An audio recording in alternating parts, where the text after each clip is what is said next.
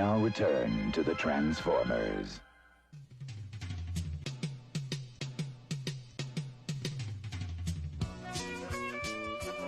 Hey, Scream, look at these niggas coming in here like they big steppers. What it do, big man? What's happening, Brian? Oh, ain't shit. Okay, so I'm gonna let you niggas get 3 bricks and we're gonna run it back. Long as it ain't like last time, I'm good. Fuck you mean last time? You know what I'm talking about, man. That motherfucker Scream over there. Nigga, you say my name one more fucking time. Man, you better put a leash on that puppy before I light his ass up. Yeah, okay, nasty boy. Don't let that big stepper shit go to your head. I'm a big stepper for real, cockroach. I'm gonna show you when I step on you, motherfucker. Now before I transform and colonize your fucking house. I'm talking my whole infestation, nigga. Yeah, get him, Brian. Nigga, I lay eggs all over that motherfucker. Nigga, I get in your fridge and lay eggs on your egg. And fuck you, Brian. Scream, I'm right here. I'm ready. Nigga, I stay ready. Hey, you niggas be quiet. I gotta go to Prime Pool Party. The rest of you motherfuckers get back to work.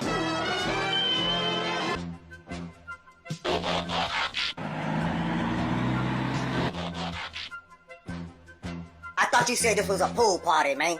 Where the bitches? Jazz, why you always running your fucking mouth? Nigga, I told my baby mama I had to work. I don't want to stand out here with a bunch of niggas in a fucking pool. I can't be around bitches right now. I'm trying to work it out with Kel. I started back going to church, reading my Bible. I stopped drinking. I'm still gonna smoke my weed, but I stopped drinking. I don't give a fuck what you do. And speaking of Kim, I just saw that bitch. Don't ever speak on Kim in your life. Ever. Wow, nigga, you need to be trying to work it out with Quisha. She the one had your back since day one. She the real ride or die Prime. You a stupid motherfucker. You think just cause you turn into old dusty ass Porsche, that make you somebody. You ain't nobody, nigga. Stay the fuck out of our business. Good afternoon. All right, Quisha, I had a long day. Go run my bath water. I said good afternoon. And I said, fuck your good afternoon, bath water. And after that, I want a back rub and some head. The Transformers will return after these messages. Round 1. Fight! Juggernaut punch!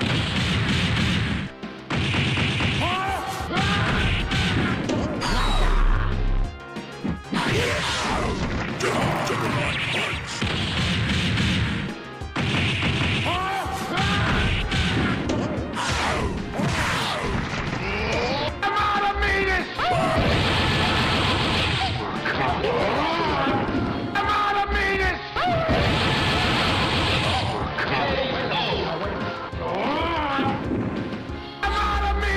By the power of Grayskull!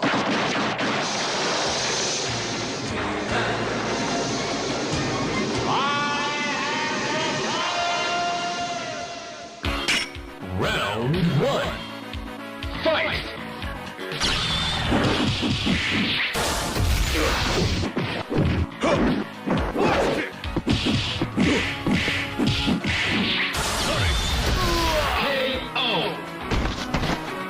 Until next time, this is He-Man. Uh-oh. Hold up. Camera. Oh, shit. Hold on, y'all. Damn it.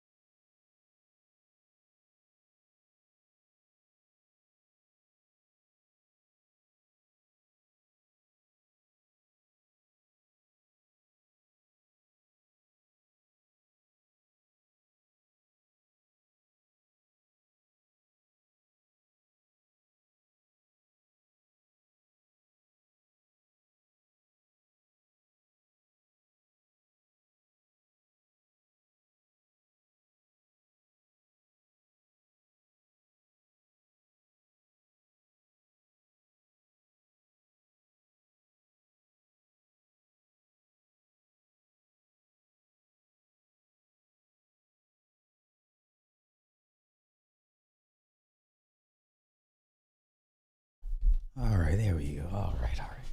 Happy Wednesday, everybody. Happy Wednesday. Happy Wednesday to you. Happy Wednesday to you. Happy Wednesday to you. Happy Wednesday to you. I mean, listen, I don't know why everybody acting so shocked. Hell yeah, you're gonna pay $100. That's cheap. Man, listen, they get all the monies. Get all the monies. Man, listen, so many things I want to go over with y'all today. So I'm giving myself 3 hours. I'm giving myself 3 hours to just talk about nonsense. Where's my coat? She is right over there.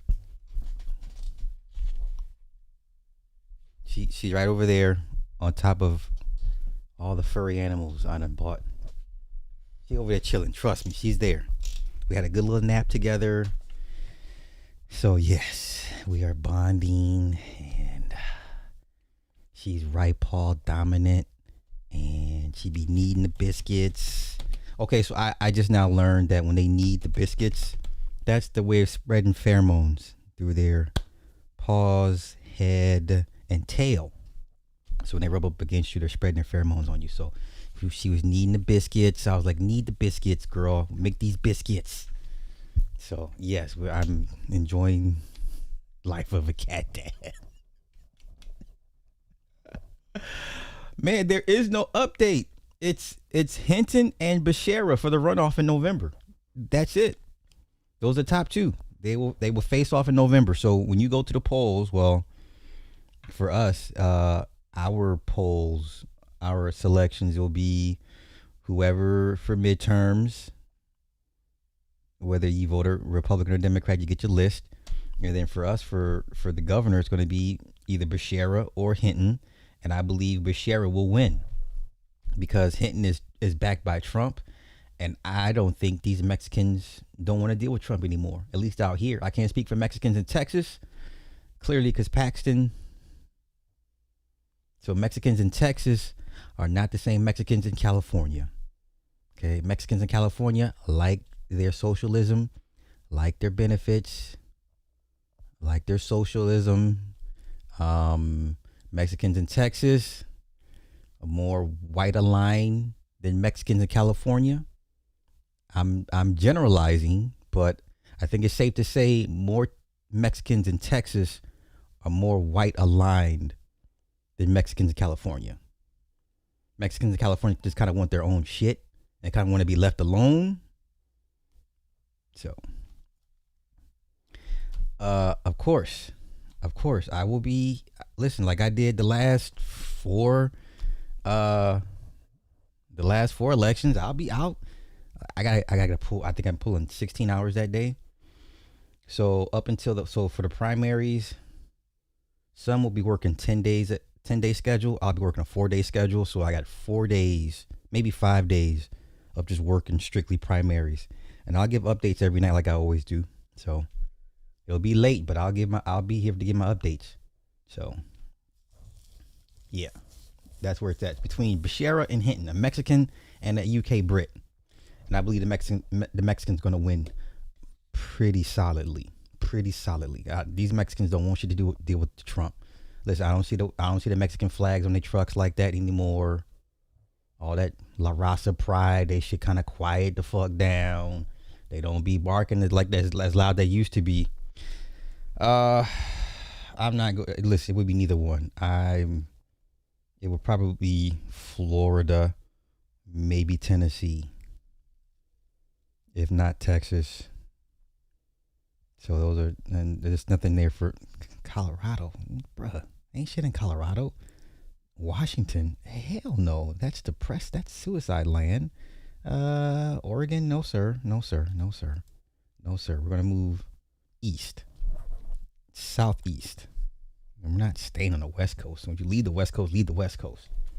So, all right. Man, you know what?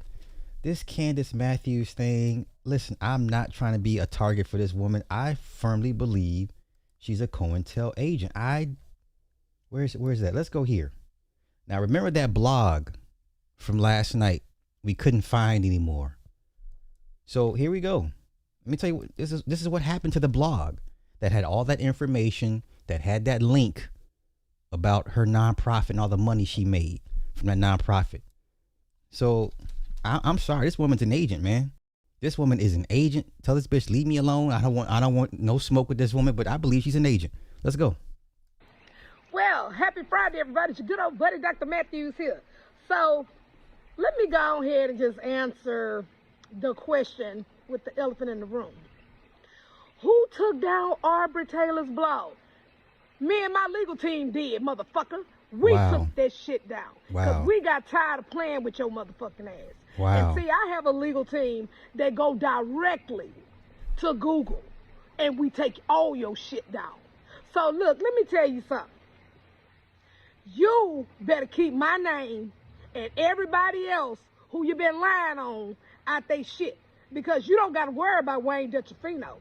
You better worry about me. And you also better worry about them damn hoodoo voodoo people that's on your motherfucking ass. See, Cornell ain't gonna, have me sit down and not. And this is y'all's newest freedom fighter. Y'all got it, man. Y'all got it. Okay. Get on your ass no more. He gonna let me you loose. got it. Okay? So I'm giving your bitch ass foul motherfucking warning, bitch. Wow. You know I sued your ass before. Wow. And I don't have a problem with suing you again. But see, I like this one better.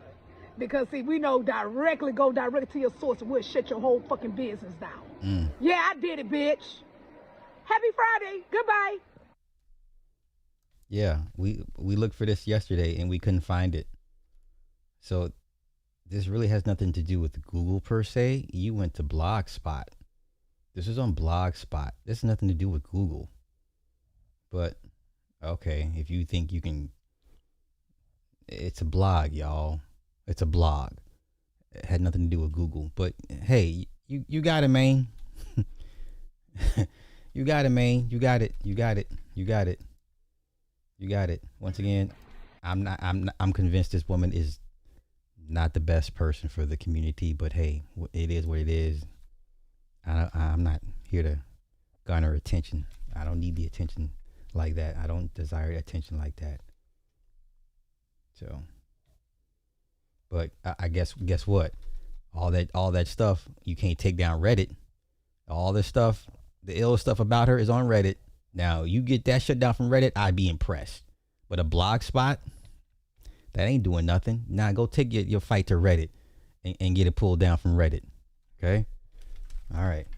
Let's go. We are here.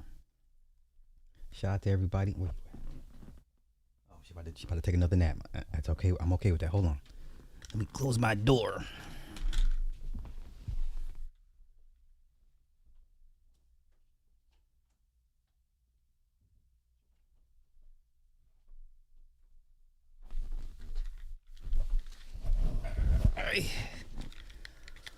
All right. Where do we go from here? Boo boop, skilly boop. Boo scoobily boo. Boo skibbily boo. Oh, let's go here. Dustin Pedroia was arrested. Listen. Oh, this is funny. It's funny, but it's not funny. It's funny, but it's not funny. Dustin Pedroia, UFC fighter, got arrested at airport in Atlanta, I believe. Now, I hate this happened to a brother. He's a black cop. He's a black cop. Let's pay attention to this interaction here. Okay? What's going on? What's up? Bunch of hoes. Let's go. Let's go. Relax. No, they fucking lying, mother. Yeah, pull me off the plane. All my boys went to the fucking crib. Now what the And this is why he got pulled off the plane. He's a little intoxicated, y'all, but pay attention. He's a little intoxicated. But come on. You Dustin Party? Man, you, bro. Just relax. Man, you and her. I'll fight you right now. No, I don't want to fight, bro. I'll go with you right now. Bro, I don't want to fight, bro. I don't want to fight. Let's go. I don't want to fight. I'd have pulled my sidearm so quick on this. I'd have been quick draw McGraw and dumped the mag in this dude. He wouldn't see it coming. Okay? Quick draw McGraw would have mag dumped this dude so quick and so effortlessly. You know, John Wick would have been like, that was pretty good. I'd have mag dumped this dude so quick. so quick. But once again, black cop don't be shooting down the white boys like so quick. Now, if this was a nigga, all day, every day. Gonna need back up. Cinematic. Suspect down. Multiple gunshots. Okay. Radio, have you? Yeah, tell him, come on. Get a couple of Because it's gonna be bad. Bro, just This is gonna be bad. Bro, Ooh, bro, he squared up on him. He squared up on him. He squared up on him. Black cop don't want no parts of this white boy. I'm so disappointed in this black cop. I'd have mag dumped this. I'd like, come fight these 9mm parabellums. Come fight this entire 15-round magazine. Fight these bullets, sir. Fight these bullets coming at you at 1,200 feet per second. Okay, come fight these bullets. What's up? Bro, relax. You want to fight? Radio 237. Radio, start several units. Start several units. How you boys not gonna fight something? Look, he behind the counter. The women done left. Bro. 3710. Boy, you. Bro, relax. I'd have created space and just whipped it out and just got the dumping on his. I wouldn't even. The hell with a taser. Let me go ahead and send you where you're trying to go. Let me send you on that eternal flight. Relax, bro. Relax, bro. You gonna take See, it? forget the Relax. taser, man. Forget the I'm taser. gonna bang you up. Bro, relax. How me a good one? Just relax. Give me a good one. Yo. They kicked him off the flight. This guy's a UFC. You know. What's going on, brother? Talk to me. Man, the beach is lying hoes, man. Now the white guy, come on, brother. What's going on? Talk to me, brother. Let's go. Arrest me. Let's go. Let's go. Arrest me. This ain't the worst part. The worst part's coming at the end. Listen, de-escalation. I'd have mag dumped this dude so quick.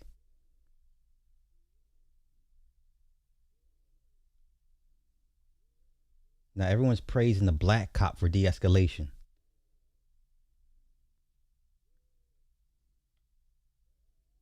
A black man would have had the entire airport staff and a random good Samaritan white man to hold him down. This shit is always so wild. Yeah. I would have had to Swiss cheese that boy, twin. Yeah, I'm not de-escalation. You threatened me, sir. Look at this. Hold on now. Curious to know why he wasn't apprehended, why the officer continued to flee, and why we're not reading a story about his ultimate demise, because never have I seen a person attempt to fight a cop and not be laid in a pool of blood or even tased. Listen, I'd have mag dumped this dude.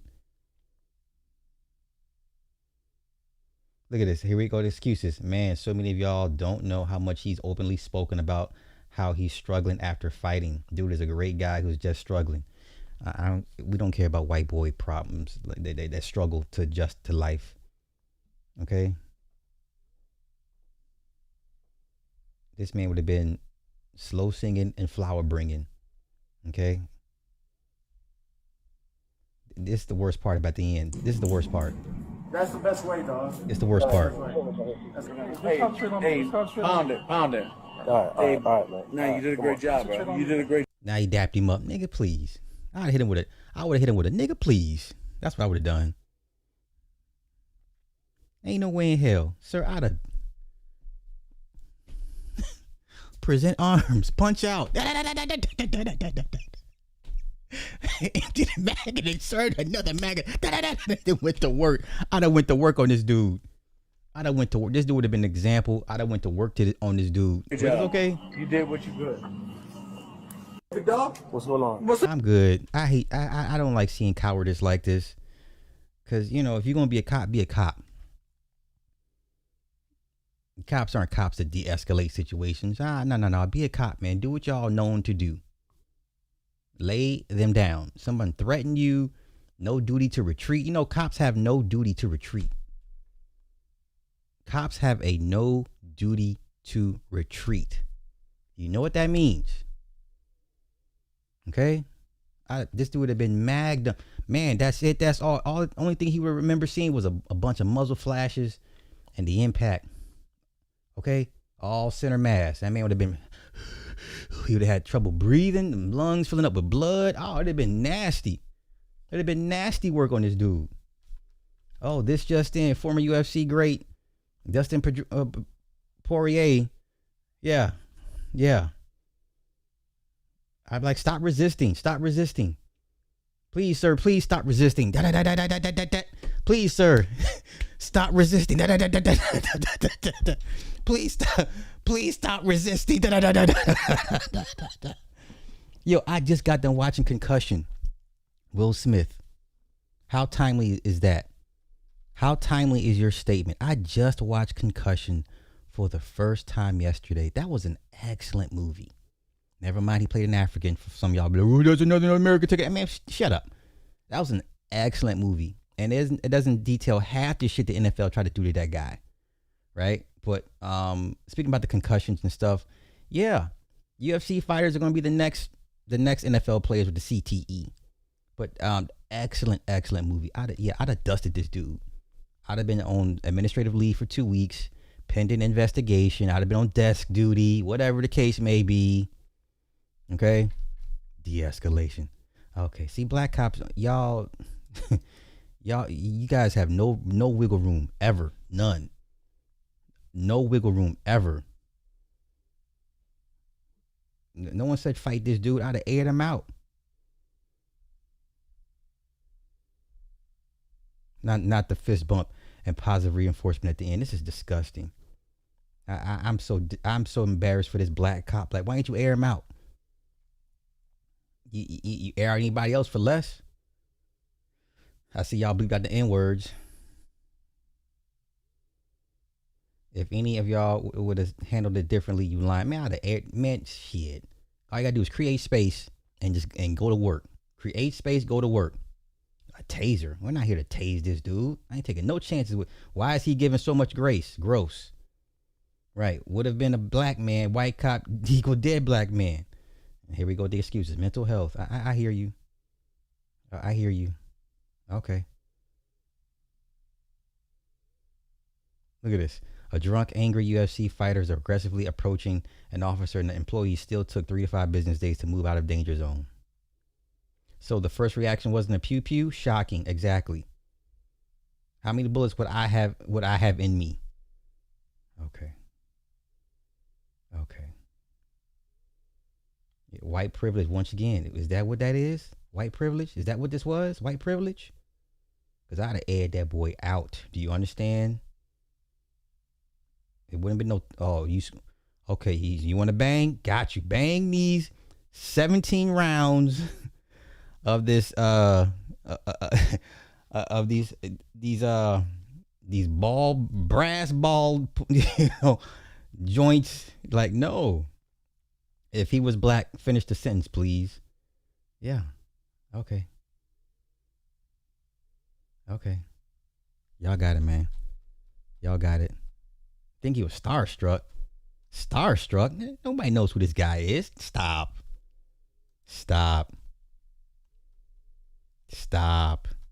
Now y'all making excuses for this dude. Okay. I guess, man. Shit. You like who you like. Huh.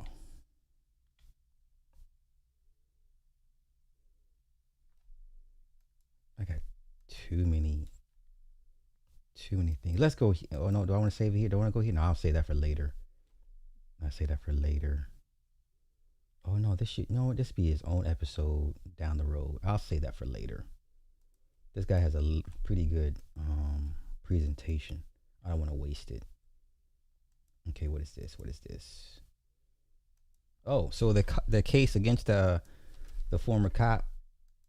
So they filed a Brady Act against her, so they're going to go review all of her cases that she was involved in. In the case against a former HPD officer who was fired after going on a racist rant. The district attorney's office confirming to KHOU 11 it has filed 75 Brady notices in cases involving that officer.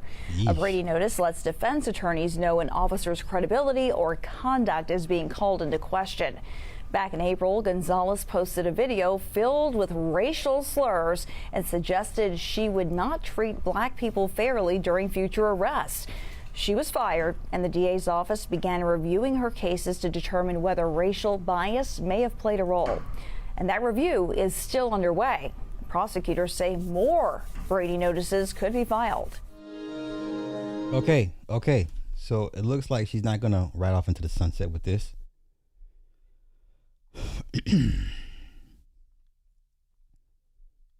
Okay, looks like she's not gonna ride off into the sunset with this. Okay, once again, I had a format, but I don't have a format, but I kind of have a format. What is this? What else we got? Oh, look, once again, this does not look like Freedom Fighter to me. I don't, listen, I'm not trying to get on this woman's radar, but I can't with this lady. I can't take this woman serious, man. So she pulls up on somebody, right?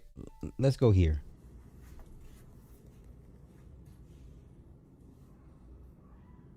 Now, y'all be the main ones talking about women going outside in their bonnets. Well, here this woman, he is out in public in the goddamn bonnet, right? But y'all let it slide because it's who she is, yeah. So she is stalking somebody, I guess. This is the Angel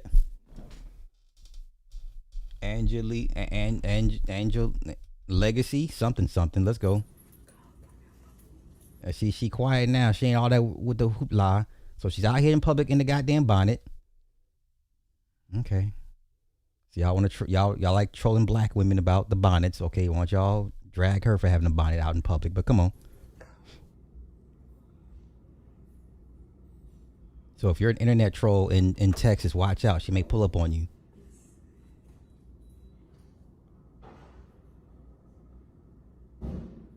A woman like this got too much time in her hands. Y'all bugging. This ain't activism. A woman like this has too much time in her hands. This is not activism.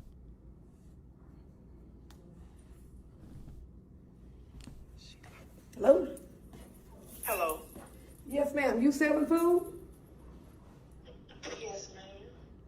Okay, because I'm at your door. Yeah, this ain't activism. Hey, how you doing? Good. What kind of food you got tonight? I have breakfast, pasta bowls, and wings. Okay, and I got one question for you. Why you got my picture on here? You know I'm in his office, right? No, I didn't. You know what I'm saying? No. I don't even know you, so that's why I'm trying to figure out what's going on with this. Okay, now listen. I have a question, but I'm gonna let y'all figure it out. I'm not gonna spoil it for y'all. Do y'all see what I'm seeing? I have a question, not related to this interaction. I'll let y'all figure it out. But come on. You have a good night. I'm just asking. You have a good night. You better keep my name at your motherfucking mouth, bitch. Or what? I'm gonna let that tenant know about your motherfucking asshole. You got the right one. Better keep my name out your mouth, bitch. So what are you gonna do? Angelic Legacy. This is what we do. This is activism, y'all. Okay. This is what we do. Okay. Gotcha. Keep y'all, she the boogeyman. Keep her name out y'all's mouth. See, now I'm like, I want to see. Nah, I don't need the attention like that. I'm cool. Hey, it's not gonna do me any good. Like, I ain't gonna get nothing out of it.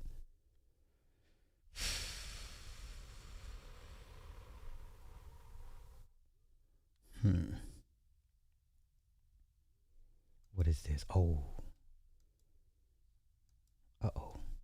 What's this guy's name? Michael Phillips. Okay, hold up. Michael Phillips.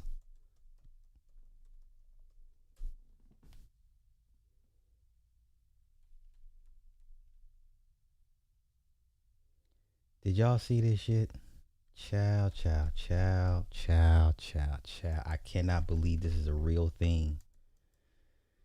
Oh my God. You first start to realise that you had a really small penis? When did you first start to realise that you had a really small penis? I can't do this. I would say probably around high school. Right. I can't. And dealing with like girlfriends and stuff like that. But I was always like under the belief that like maybe like I'm a late bloomer. Yeah. Maybe one day it'll get normal size.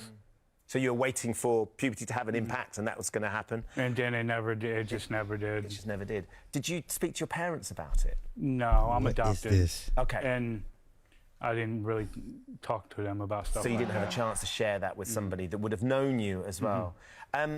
What sort of impact did that have on you then, Michael, as a teenager and in your 20s when everybody's out there, all your mates are out there and they're meeting other people and they're exploring life and sexuality? Oh, my God. Just more like keeping it to myself. Like as I was younger and teen, 20s and stuff like that, I tried to like keep it to myself. I was always like single. Even though I had friends, they probably wondered why I wasn't dating. And Okay, a guy like this, I could understand why he would have to pay to have a girlfriend experience, a GFE. I feel bad for guys like this. I mean, there are legit guys out here suffering. It's no fault of their own. But I wouldn't be out here telling the world my situation. He's a bold man. just didn't want to go through that. I think being a teenager anyway is so difficult, like just with how your body's changing and your skin's normally terrible. I had one eyebrow too. Did they pay him $1 billion to share this on TV? Did she have to do that with her fingers though? He didn't tell his parents, but goes on TV to announce it. This guy, no matter what, has a huge set of bollocks. Respect my brother for talking about this. I mean, you know, pulling my phone out on a crowded plane with my volume all the way up was the wrong call today. Making fun of something that someone has zero control over is the lowest form of comedy. Remember that. This is the bravest thing I've seen in a long time for a man to come out and say this, not knowing the fallout he would get worldwide online, most likely from other men, less so than women. He probably doesn't realize how much he has helped other men. Huge respect to this man. It takes a lot of courage to come on national TV program and tell his story. Hats off to him. I hope he finds the right person for him. He deserves it. I agree. Look at this. Really interesting to see how all the women's comments are ones of encouragement and admiration, and all the men's comments are taking the mickey. And we wonder why there's a problem with men speaking to each other. Uh-oh.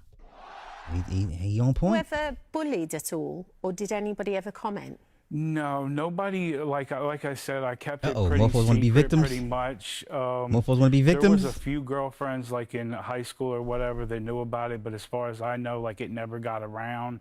Right. Like I didn't get picked on for it or anything because nobody knew.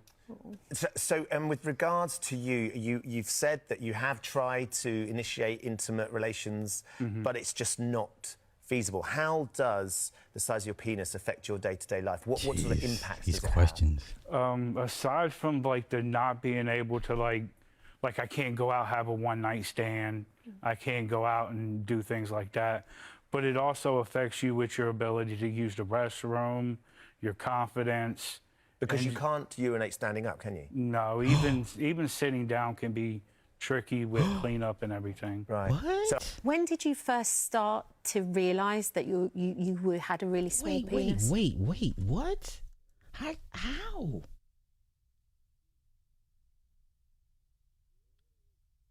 What?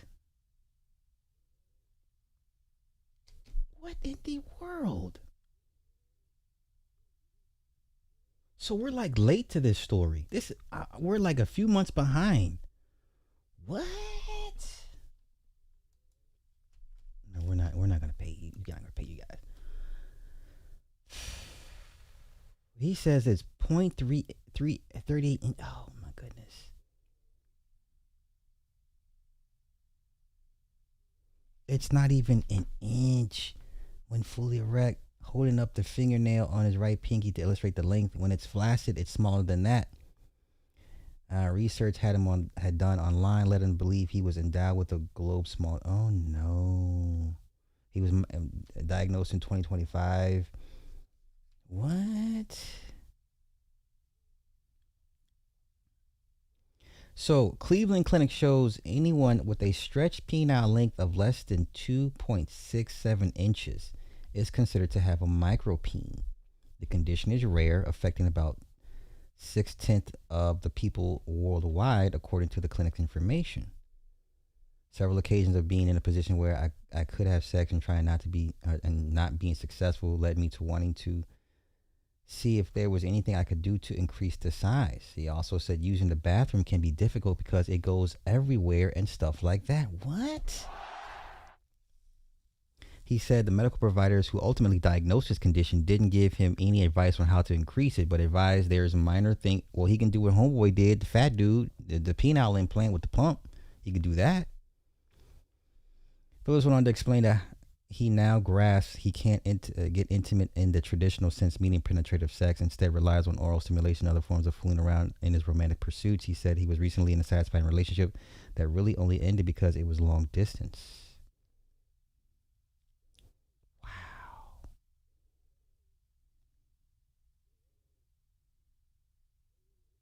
Wow. That's crazy. Johnny B. Good, what's happening? Y'all New Yorkers, man, y'all. Hey man, how's Mini-Me doing in jiu-jitsu, man? How's she doing in jiu-jitsu? This reminds me of Craig Robinson character from Miss Mar. Oh shit, I remember that, yo. Hey, listen, I wasn't trying to go down this rabbit hole with y'all. Okay? I wasn't trying to go down here with I wasn't trying to do this with y'all like that. This is crazy. Okay, what else we got? What is this? Okay. They done made some changes to NCAA rules regarding eligibility. You get 5 years max. Let's go. NCAA has voted to approve a new age-based 5-year eligibility rule that could reshape college athletics for years to come. Under the new model, D1 athletes will have 5 years of eligibility, and the eligibility clock begins when they turn 19 or enroll in college, whichever comes first. The traditional redshirt system is being eliminated, along with many of the waiver opportunities that have become common in recent years. Exceptions remain for military service, pregnancy, and religious missions. Okay, for years, college sports have been dealing with 6th year, 7th year, and even older athletes receiving additional eligibility through waivers, COVID exceptions, and court rulings. The NCAA is trying to create a clearer system with fewer loopholes and more consistency. So yeah, no more 28, 29-year-old men competing against 18, 19, 20-year-olds. So what does this mean for recruits? It means roster management just got even more important. Coaches will have to decide whether to keep experienced players for a 5th year or bring in younger athletes. Every roster spot matters. Every scholarship matters. Every recruiting decision matters. Okay. For athletes and parents, the message is simple. Do not assume talent alone will get you recruited. Build your relationships, build your academic profile, build your brand, build your network. The athletes who communicate consistently with coaches and create value beyond the field will separate themselves from everyone else. The recruiting game just changed again. Okay. They're not fucking around, man. NIL just damn near killed everything. And then we got some schools that are operating at a deficit because they spend so much NIL money recruiting these kids. You get 5 years, that's it. Okay? 5 years. No more red shirts. So injury, hardship, it won't matter. The blanket waivers are gone. Players were suing to stay 6 or even 7 years. NCAA wants it simple. Okay? Only missions, military, and maternity can stop the clock. Waiver requests are due by July 31st. After that, the door closes. This is needed. Yeah, there's no way 28, 29-year-olds should be competing against 19, 21, 21-year-olds. That's silly. Okay. Players with eligibility left after 2025-26 can use the new age-based model or stick with the old 4-in-5 rule, whichever helps the most. Prospects graduating high school in spring of 2027 fall under the age-based model, no exceptions. Okay. Spring 26 grads are age-based only, regardless of their planned enrollment date. Grads from beginning before spring 26 who haven't enrolled get reviewed individually, age-based model or delayed enrollment rules, whichever helps most. Okay. All right. NCAA said we tired of y'all shit. Nah, that's not it. I don't care about that. That's a stupid story to me. I don't care to cover that. I don't want to waste my time with that. Sorry. Okay. Oh, she just got back into it. Right on. Took a break. Okay, track and field. Good shit. Looking forward to seeing all of her future accomplishments, man. That's us girl dads got to stick together. Okay. Us girl dads versus the world, because somehow girl dads get blamed for everything. You know, certain content creators hate girl dads. I'm just like, why? What do we do to you guys? Okay.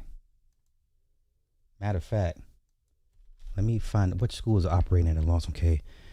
D1 schools going broke over.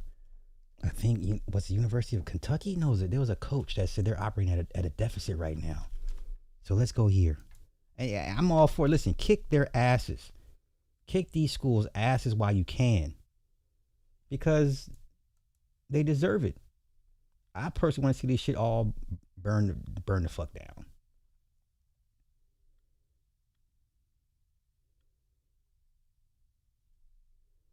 Yeah, I want to see this shit burn to the ground, honestly. I don't feel bad for these schools.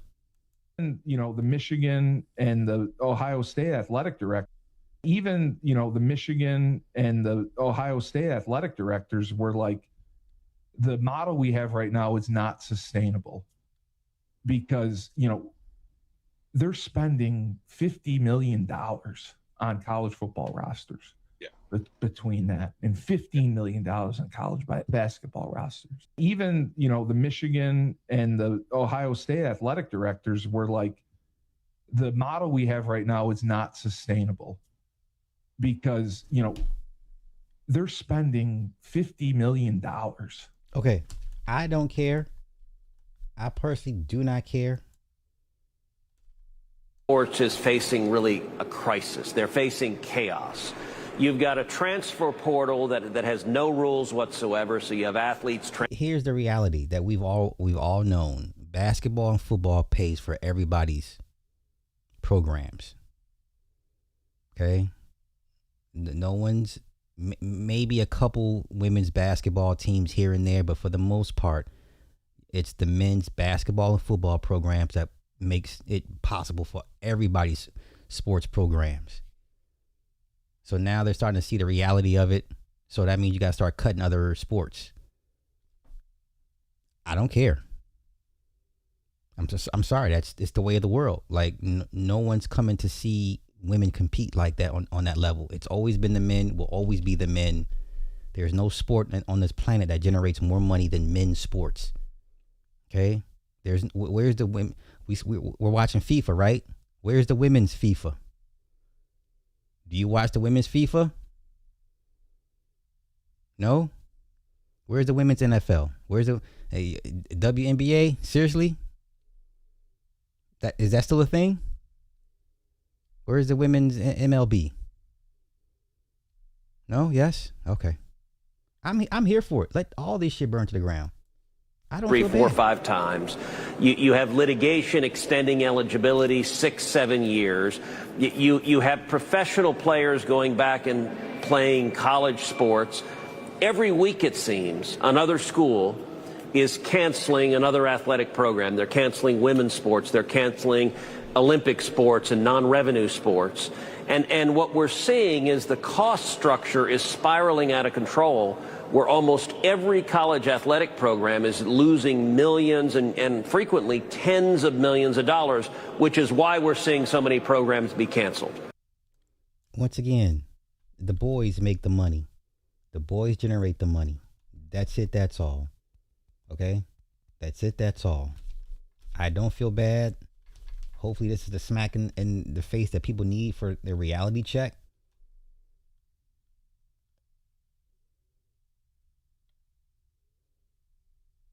I don't feel bad. I don't feel bad. Matter of fact, let's go to the NBA draft. Now I'm noticing something now. NBA draft 2026. Let me go to Twitter first. Now, all these basketball dads, they got all these sons getting drafted, and yet who they focus on? The woman. So this is by design. I've never seen so many basketball players get drafted with their dads, and they're all basketball dads. So the main one I want to focus on is Carlos Boozer. Somehow motherfuckers act like the woman had something to do with the boy getting drafted. They just shitted on him so tough.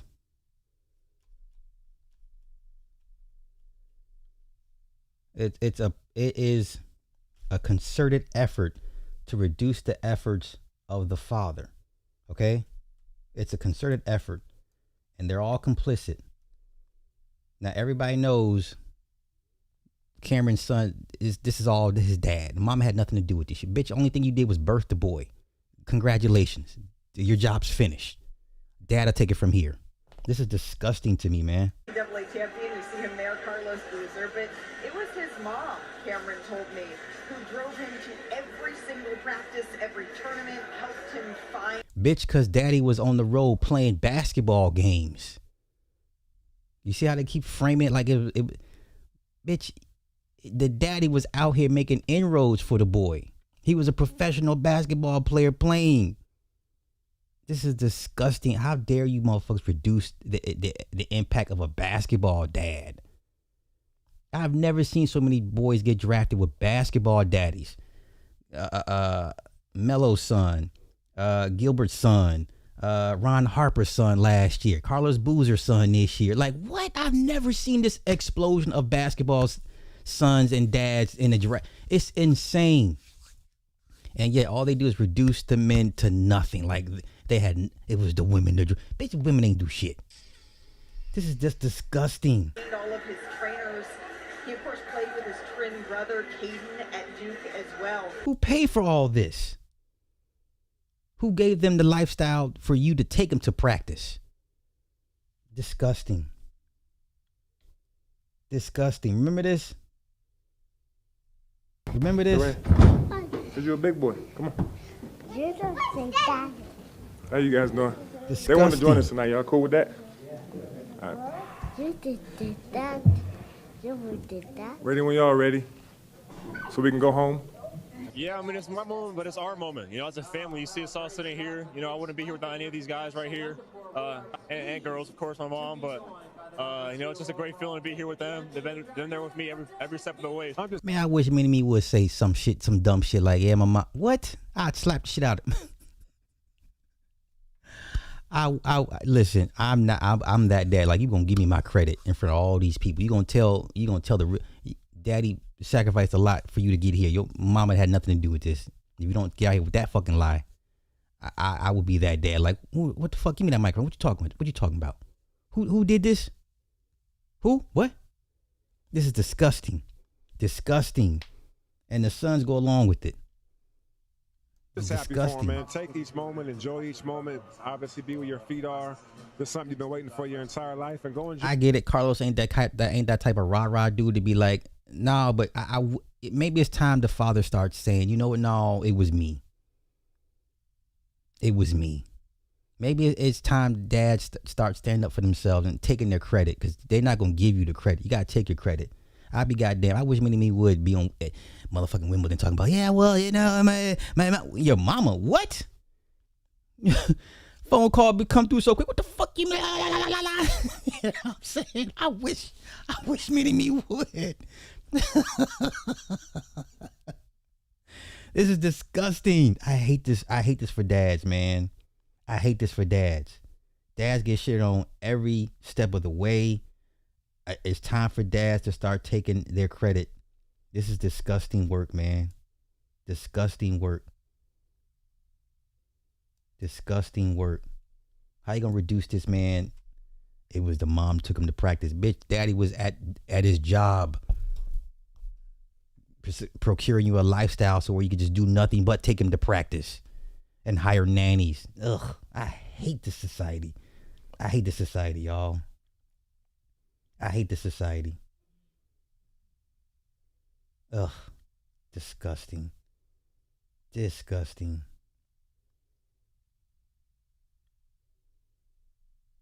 And like I said, Carlos is not a rah-rah dude. He just gonna be chill with the shit. But nah, man, as a dad, it's time y'all start taking y'all's credit, because they ain't gonna give it to you.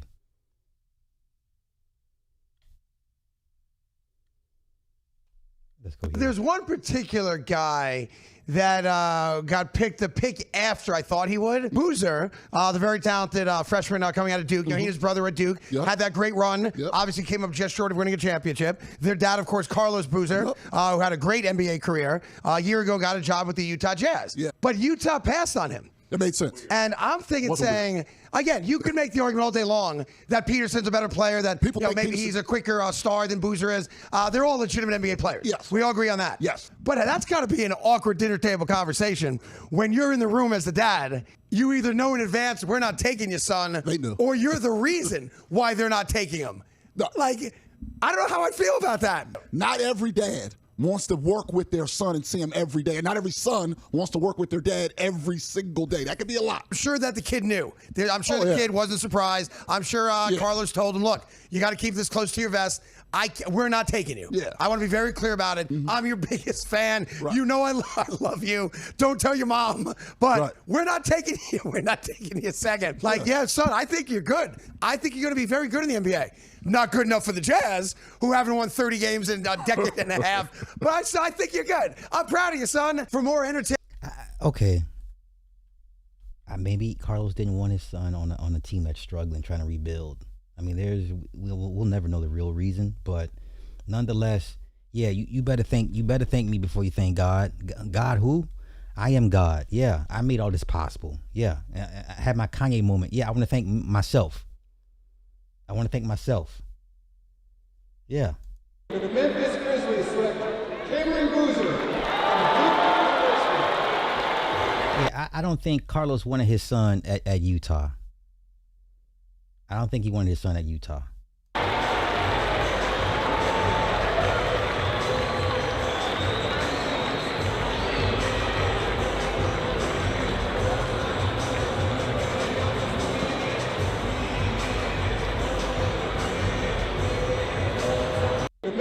Still, once again, fathers, take your credit.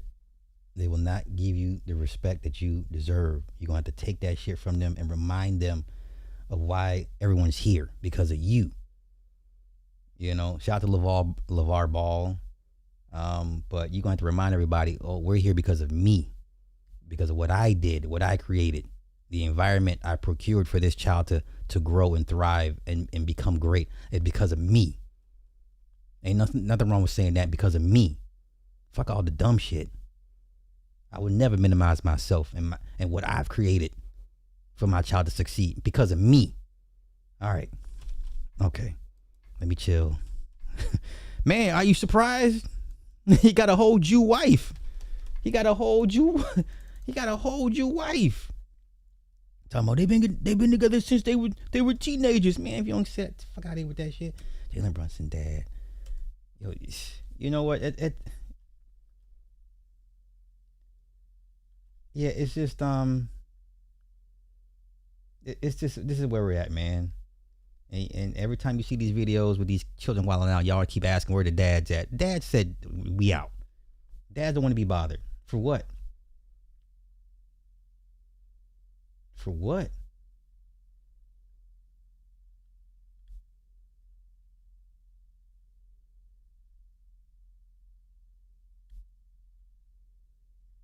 Okay, let's see this. So here we go with this. Okay, so let's go here. I guess the black woman is the reason why all these kids are successful. Gotcha. I text him before every game. And this started in high school. And I try to send it right before he would take the court, you know, and just to give him some words of encouragement, to put, you know, what he's doing in perspective. You know, like, it's a big game, it's this, but it's not the end of the world. It's basketball. When he got to the pros, he's like, Mom, there's 82 games, 81 games. You don't have to send me a message he said, you can just say I love you. But I still send them. And Yeah. Okay. I always love my mama. You know, we got songs like that. Okay, gotcha. There's his Jew wife. Uh-oh. Now, why is the child wearing headphones? Let's unpack this. Oh, no. Y'all listen, do not let me see your child in some headphones, because I'm going to start asking questions. Don't let me see your kid out in public with some headphones, because I'm going to start asking questions. She just listening to Bluey. Is she really listening to Bluey, sir? Is your child really listening to Bluey? We're outside.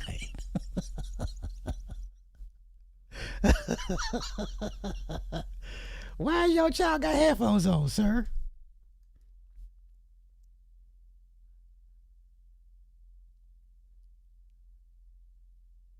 Y'all got it, man. Y'all got it, man. Let me stop. Speaking of children with headphones, our new favorite segment, our new favorite show segment, the autism awareness segment. I got some good ones. Y'all listening to me? Hey, man, listen. I'm just here to raise awareness. So let's go here. I got some good autism clips for y'all. Some good, fresh autism clips. You ready? Do we care about Carmelo Anthony's appeal team? I don't care. He's going to get his appeal. Okay. Let's go. This first autism clip. I don't have a lot because I really didn't go looking. Like I said, my whole IG algorithm is disgusting. Oh, my whole IG algorithm is disgusting. Y'all see what this child did? Run this back. What? That's 2 kicks.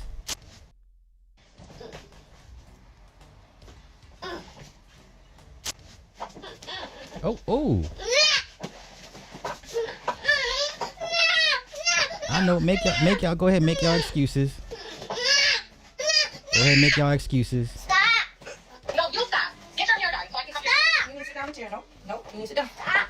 Oh, I thought that was her mother. That's just the lady that does her hair. Oh no. Go ahead. And make y'all excuses now. Girl, you gotta do her how you do the autistic hair. Oh, she just do her iPad. It's my iPad. I know it's my iPad. Okay. Yeah. Man, why you got Cameo playing in the background? Don't work anymore. I don't want to do my hair.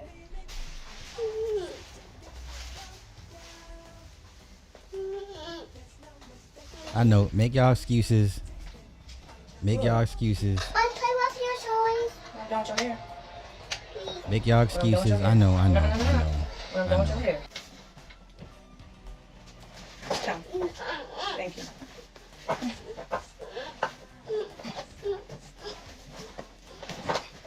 I'm not doing all this with your child.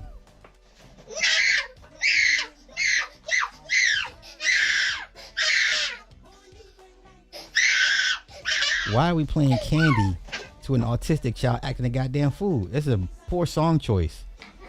Hold up. Upside her head real quick. You would have caught me on camera. Hey, y'all, we got a returning client. This is Dariah, and she is 3 years old. Now, this girl just came This child is 3 years old. Oh, no. in here on a different time in okay. Now, her mom did tell me she was going to cancel the appointment because she said that Miss Dariah had an attitude today, so I guess mom already know how this girl get. But when I say for her first appointment, she was an angel, so I don't even know why she came in here, but I guess she said she had to try it and see what she can get done with me.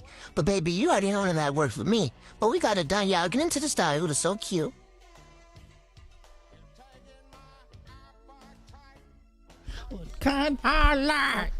No.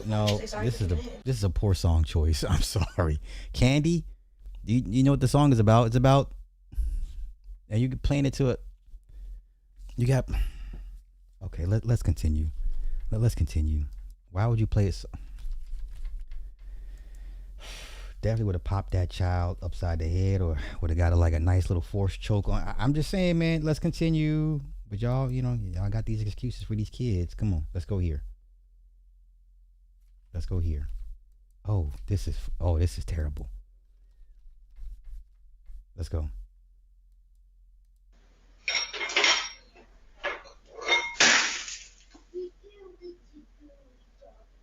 Now, you see how big this kid is. This kid's wearing a big ass onesie and diapers. But come on.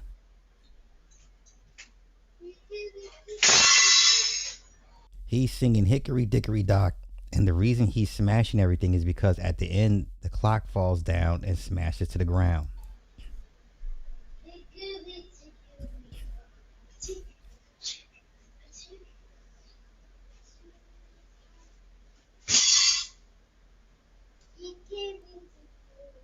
That boy is at least 6 or 7 years old.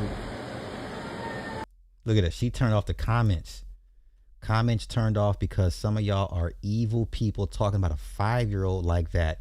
We finished dinner and I walked away for less than a minute. The sheer panic when I walked in and saw the glass everywhere. I have no idea how we did not end up in the hospital. I instantly started looking for blood. Every day we learn a new lesson. The lesson here is that we will never leave glass out in the open again due to his new thing of liking to smash things because of a video. Hickory dickory, where the clock smashes to the floor at the end. I would have never thought about it until his RBT to Tabitha pointed out to me. I told y'all society don't want to deal with these children. I told you society is not built, designed, or set up to take care of these kids. They don't want to be bothered. Why do you think that these parents go through so much hell trying to find proper help in institutions and for help with their children? Society doesn't want to be bothered. They already have a bunch of healthy, functioning, normal kids that nobody wants. Your children will have to wait. Okay? I keep trying to tell y'all, but come on. Listen, I literally came across this yesterday, right? Pulled it up. And the comments, they were lighting her ass up. Like, where were you? Okay? She got mad because they were like, where were you? And she was like, I was in the bathroom. And they're like, where's someone else to watch this child? I mean, they were lighting her ass up in the comments like, bitch, where the fuck were you? That's why she turned the comments off. 24 hours ago, comments were up. Now they're off. They were lighting her ass up. But come on.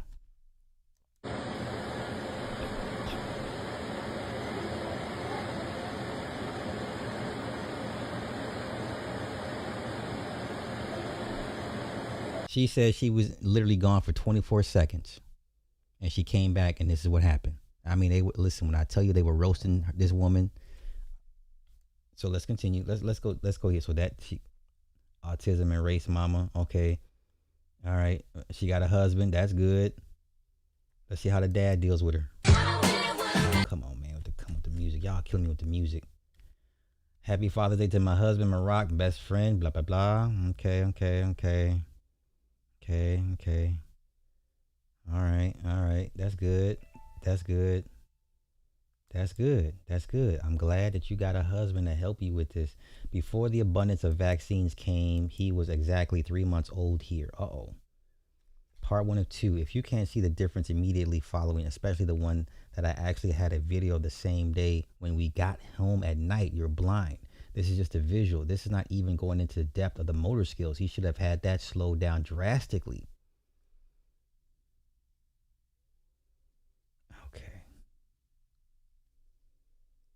Okay. Let's go. Are you happy, baby? Please?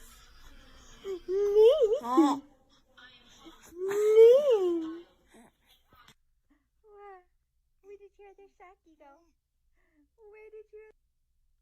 Here we go, 2/26/21. So 26, they got the D-tap,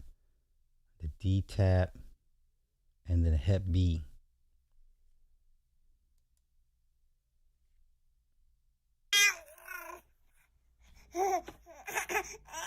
It's not a huge difference yet, but totally noticeable that things are different. Uh-oh.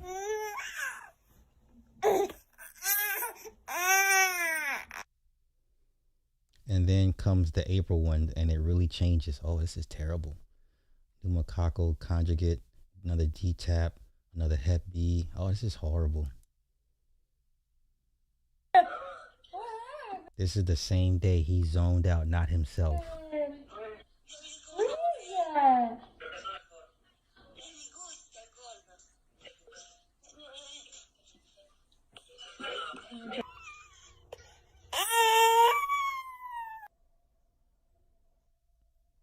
Wow. I'm standing right there. Typically, he'd be looking at me and smiling like in the first few videos.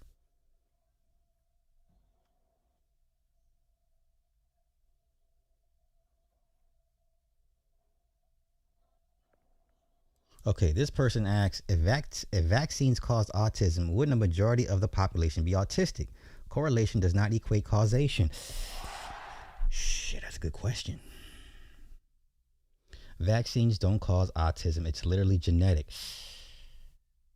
Vaccines don't cause autism. You quite literally have to be born with it. He might not have been showing signs early on because he was little.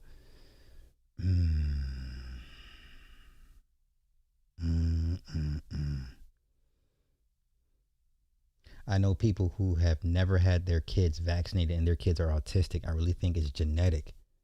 Either they're going to be autistic or they're not. Let's continue. There is no known biological mechanism by which vaccines could cause. Listen, RFK says different. Jenny McCarthy says different. I'm just saying, man, autism begins during brain development before birth and is strongly influenced by genetics. Vaccines train the immune system to fight infections. They don't change DNA or alter brain development. Also, vaccines have been given to billions of people worldwide for decades.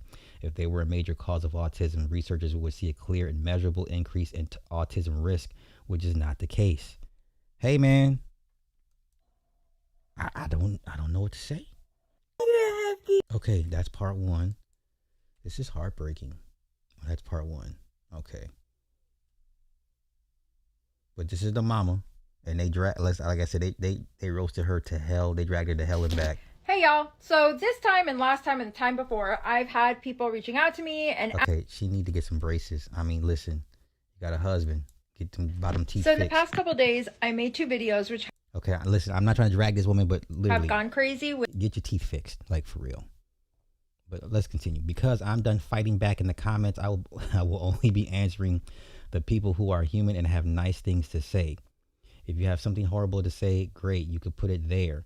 I'm just not going to engage anymore. Besides, more than 50% of the negative comments are people who don't even have the balls to have a real page and say what they're saying. Ma'am, welcome to the internet. They're called internet trolls. Don't feed the trolls. Listen, how can you advocate for autism, but yet in the same breath say that vaccines can cause it? You don't have the video proof of that happening. You have video proof of your child growing in this and his stems showing up. Correlation does not imply causation. I have a severely autistic 12-year-old boy. I recently unknowingly posted a video that he was stemming in. The amount of negative comments were disturbing. Like you, I am shocked at how unaware people are. No. Society does not care for is not built for these type of children. I'm keep telling y'all, one day it'll sink in. Society does not want to deal with these children. It is literally survival of the fittest. Okay? Let's continue. With views and have gone even crazier with the comments. So I am tired of fighting with strangers in the comments. So I'm going to make this quick reel real quick. Okay? If you're going to sit there and say that if you... Please, for real though, get your bottom teeth fixed. Braces will fix that shit up. But nonetheless, let's see here. I'm so sorry people are so disgusting. There's a reason God gave us these children. Not everyone would have the empathy, understanding, compassion, and love we do towards our kids and any other child facing disability. Yeah, all you God saves the toughest, fights for his toughest warriors. Y'all can be them tough ass warriors. I'm cool. I don't want that type of struggle in my life. Sorry. Y'all got it. As a parent of a 5-year-old with autism, I don't care what nobody says. My doctor says that not all cases, but some autism can be caused by vaccines. This was told to me by someone who I trust with my health and who has been the best doctor I've ever had. He told me not to get the COVID shot and flu shot. Words from my doctor. Well, yeah, people were dying from the shot. That we're not worried about autism. Ma'am, people were literally dying from the shots. So that we're beyond the autism thing. Okay. Also, coming from the video of your kiddo breaking glass, I literally was going through the same thing a few months ago with my autistic 5-year-old. I believe that he likes how it makes him feel once the glass is broken, like it's a sensory thing. What I did to help was give him eggs to break outside and constant redirect. Also, my son said that he learned it from a show called Baby Born and Humpty Dumped, so he could be also mimicking something on TV. Okay. Look at this. Your autistic boy is a blessing. Don't let these internet idiots get to you. Everyone online is all of a sudden the best at giving advice, and their lives are empty. Child, y'all If you got had it, an man. autistic child, you'd abort them. If you had an autistic child, you'd institute them. Tell me I should institutionalize my 5-year-old. Or if you had an autistic child, that you would put him up in foster care. There's something seriously wrong with you. Parents of autistic children, if you never needed a reason to spread autism awareness, just... Yes, please spread the awareness. Show the good and the bad. And society's going to remind you that they don't want to be bothered with your children. Okay? Sorry to tell y'all the bad news, but we'll keep it going. Matter of fact, let me show you another example of how society doesn't want to be bothered with your children. Where's this clip? Is this it? Let me find it. Oh, I got so many clips. So many clips. I can do this all day. Here we go. It's just another example of how society does not want to deal with y'all's children. This is why it's so hard for y'all to find good help. From inside a West Valley school for children with autism, showing a therapist deliver a kick to a child's face. This happened at the SOAR Autism Center Monday afternoon. The surveillance video starts by showing the therapist. His name is Adolfo Salas. There was the kick. Did you see it? Do I have your attention? Do I have your attention now? Do I sound crazy now? Do I sound like a eugenicist? Do I have your attention? You blink and you miss it. Forcing a 5-year-old boy who is nonverbal to pick up trash. Now, moments later, Salas picks up the trash can and then kicks the boy in the face with his right foot, causing bruising and swelling. It's just awful. Another staff member comes into the room. Salas is heard admitting to kicking the boy, and then he leaves the room. The family was notified about the incident a day later. They were told Salas had been terminated. Now, Peoria police arrested Salas at his home Thursday morning and booked him on child abuse and assault charges. Okay. Do I have your attention? Do I have your attention? Okay. Do I have your attention? Oh, yeah, I remember because I got struck so many times for covering that documentary. I will never go back down that rabbit hole again. I was there. YouTube punished me for that docu-series. So, all right. So I don't sound crazy now? No? All right, let's continue. Well, who is this? What is this?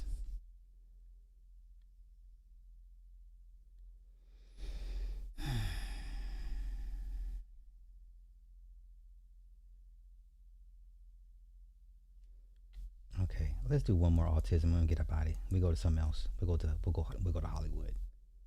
This one is the one I want.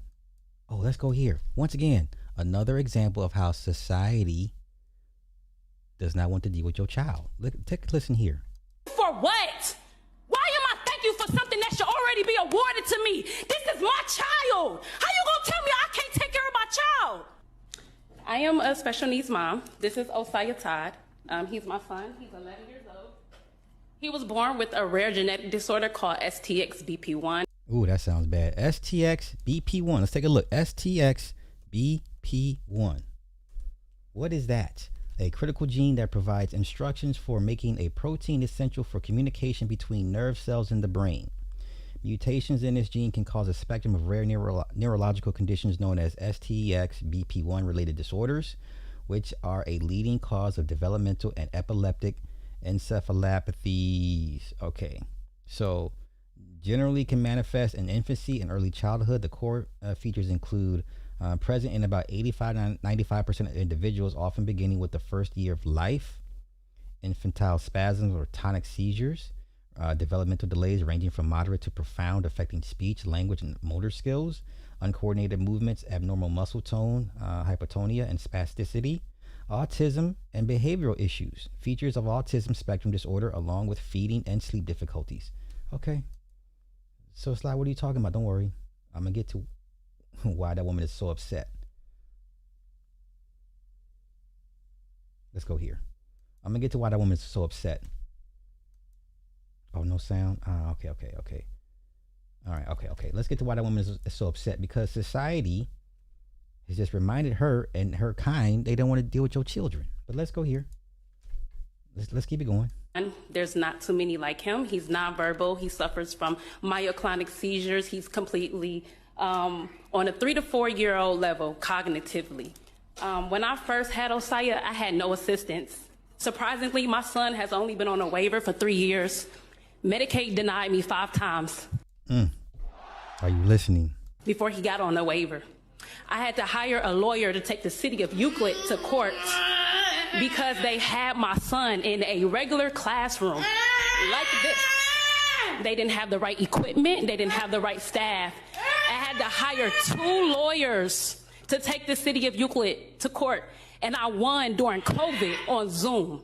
I also had to get a Social Security lawyer because they denied me Social Security. With him like this.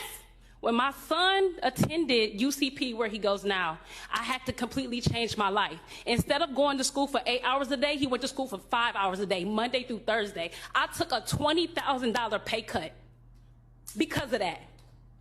So I'm standing here before today, frustrated, angry, and I am pissed off. These programs that y'all give us is already poorly ran. This is what I deal with every day. I'm so thankful for social media. Because for far too long, parents have come onto the internet and be like, oh, it's all good. They're just different. They just learn different. They're special. Okay. And I'm like, this ain't the reality. I see the reality every day at work. I see what the workers go through with these kids. I can only imagine what. Listen, I see the kids take off their shoes and walk in the mud. Or they'll go look for ant hills, red ants. We have red ants out here. Red ant. Have you ever been bitten by a red ant? These kids will take off their shoes and go looking for red ant mounds to step on the ants to get bit. And it don't faze them at all. Have you ever been bitten by a red ant as a grown ass individual? Okay? This is what I see. This is what I see at my job. Okay, kids take off their shoes and socks and go looking for red ants to step on so they can bite them, and they don't flinch. Do you understand me? It's but they don't flinch from red ant bites. But if the music's too loud, they'll spaz out. It's the craziest thing. But nonetheless, I'm so glad the social media is showing these parents under a lot of stress and strain and about ready to crack. It ain't all that God gave us the toughest battle. You can have them toughest. Cool. I'm good. Let's go. How dare you tell me who can come in my house and care for my child? I'm not standing here before you telling you thank you like they did. Thank you for what? I drove 2.5 hours from Cleveland, Ohio with my son, and nobody's here to help me. Let's talk about the program Ohio Rise. Y'all have care coordinators who have bachelor's degrees who don't even know what they're talking about when it comes to my son. I'm educating agencies every day on my son. I'm educating your people every day about my son. It's sick what y'all are doing. I'm not standing here saying thank you. Thank you for what? Give me my gas money back for me driving those 2.5 hours that I didn't have to drive back with him, Mr. Williams, since you're the sponsor of this bill 795. Come take a step in my shoes. I go to therapy every week because of the mental torture that I go through. She in therapy because she has to raise a child like this. I'm so glad this is being said out aloud. Because for far too long, I've been taking slings and arrows for being a bully, for being mean, for hate speech, abusive speech. And I'm like, I'm just telling y'all, the reality is not what they purport it to be. These parents are suffering. These parents are on the brink of a psychotic break, taking care of these special children. And society has reminded these parents, we'll get to y'all when we get to y'all. You guys are not a priority. Society doesn't want to deal with these kids. Okay? Take my word for it. Let's continue. You think I asked for this? You think I knew I was going to have a child with all of this? I did not ask God for this. But I stepped in it. I took this on the chin. It's not his fault that y'all allow fraud. It's his fault. Y'all trying to take the good from us because y'all let bad get out of control. I'm so mad they came up here and said thank you to y'all. Okay, so the bill is Ohio's new Medicaid bill, HB 79. The Republican-backed bill would ban, pay attention, the Republican-backed bill would ban family members of Medicaid recipients from being certified caregivers. Vote everybody out. Everybody that allowed Medicare to get gutted and repealed, the Democrat or Republican, vote their asses out. I don't know what else is going to take for the American people to finally say, you know what, enough is enough. Well, apparently $5 gas is not enough. Your family members not having access to health care is not enough. Your rights, voting rights being trampled, being threatened, it's not enough. Okay, you got it. You got it, man. You got it. You got it. You got it. Ohio Medicaid bill. Nasty work.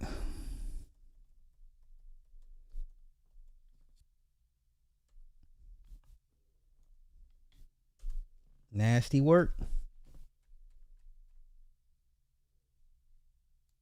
Are they backtracking already? Are they backtracking already? Let's go here. Lawmakers removed the most controversial portion of Ohio House Bill 795, which would have banned family members of Medicaid recipients from being certified caregivers. Some of y'all got people in y'all families doing this shit right the fuck now. Some of y'all maybe now. I know it's a hustle. Wait, let's be clear. I know a lot of people that do this as a hustle. Cool, do what you got to do. But some of y'all legit are getting paid by the state to care for family members. Family members who live with the qualifying Medicaid recipient can become caregivers. They will need to pass a background check, complete several hours of training, and work with an already accredited Medicaid provider. Okay?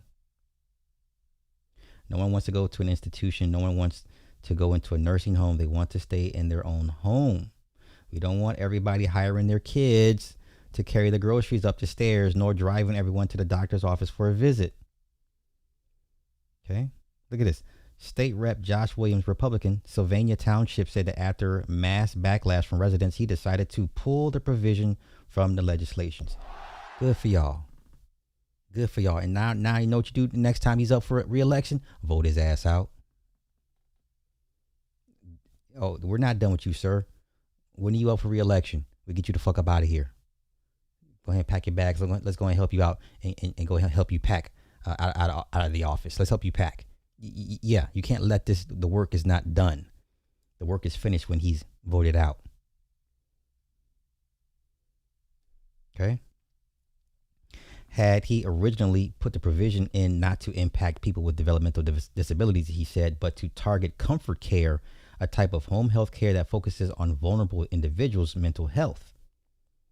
Okay?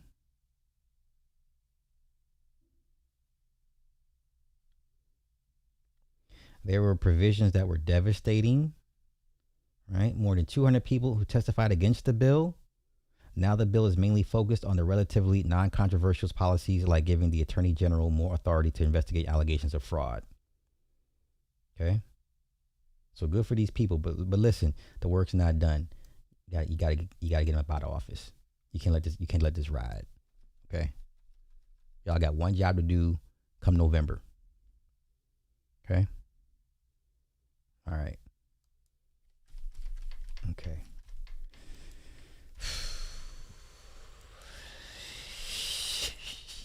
Shit. Do me a favor, please hit the like button. What the hell, man? Just hit the fucking like button. I don't understand people that watch me that hate my guts and yet still want to show up and what is wrong with you people? But then again, you know, I get it. I live in a lot of people's heads. Oh, let's go here. Let's do some SBE red pill content.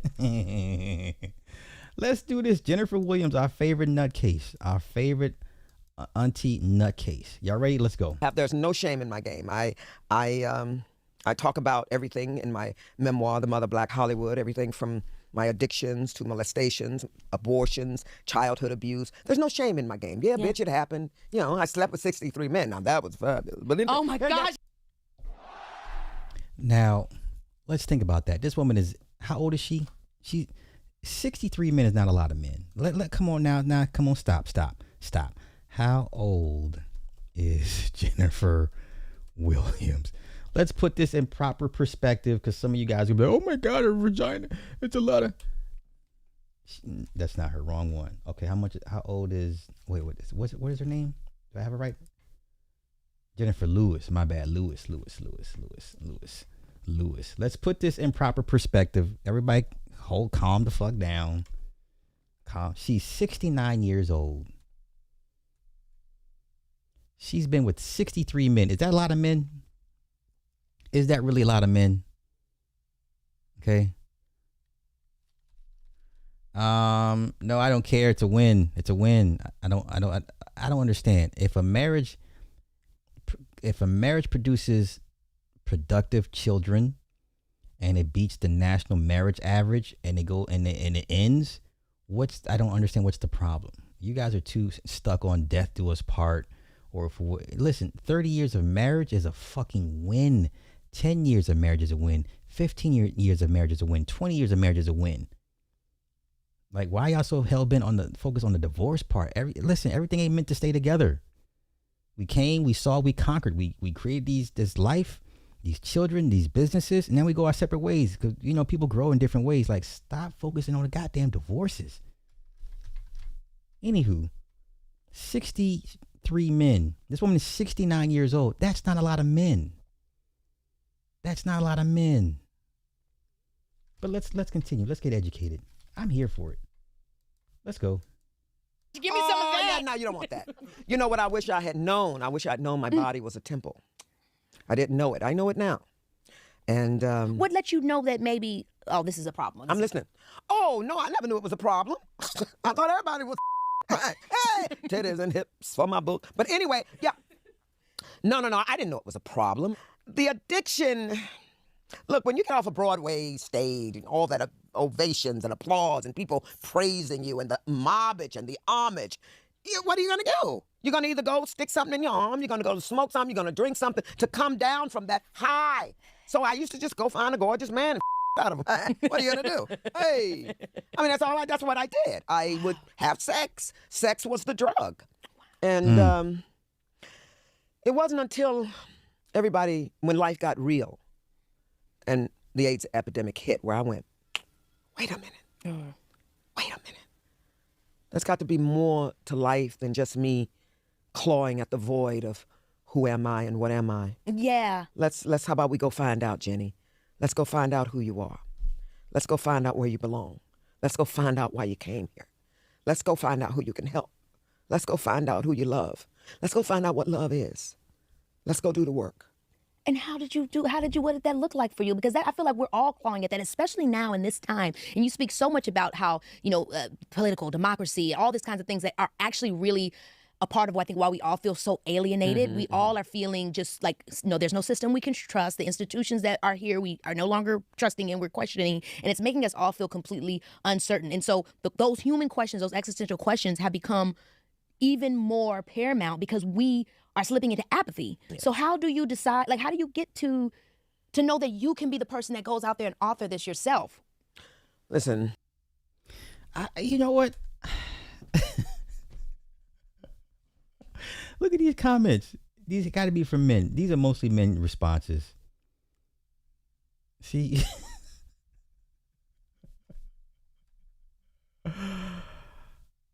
Oh my God. Life back then was really different. Hang around folks 50 to 70 and they'll help you realize how whack your sex life is. Made me realize I was born in the wrong generation and my soulmate is most likely a cougar in heat.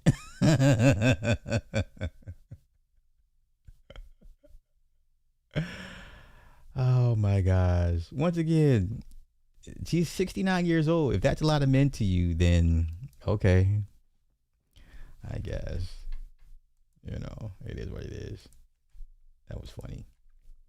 Okay, what is this? I'm gonna chill on the autism for now. I got enough autism stuff. I will never run out of autism. But let's go here. Okay, can we get this? Yeah, let's do this. Let's go Hollywood. Let's go Supergirl. I'm so happy that the end of the DCU is coming. I would not be surprised if once the merger goes through that the Ellisons, mainly David, will Batgirl Man of Tomorrow. I think the best thing to do is to Batgirl Man of Tomorrow. And what do I mean by Batgirl? When we say Batgirl, there was a movie shot called Bad Girl, starring Ruby Rose, and they viewed it and they thought it was so bad they shelved it, never to be seen again, and wrote it off as a tax write-off. That's when you hear the term Bad Girl. That's what that means. Matter of fact, Bad Girl movie shelf movie.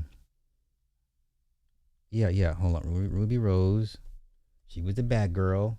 Yeah, they put this shit on ice. Nope, that's not it. Not it. Okay, Bad Girl movie that was shelved. Let me find the Bad Girl movie. Now, mind you, they spent, I don't know, $100 million or so. Yeah, here we go. They spent $90 million to make this movie. And after they got done screening it a couple times, they said, we can't put this out. It's that bad. And they shelved it. They spent $90 million on this movie and put it on the shelf. You understand? David Zaslav made a decision to take a tax write-off on the nearly finished project, prioritizing financial strategy and cost-saving measures over releasing the content.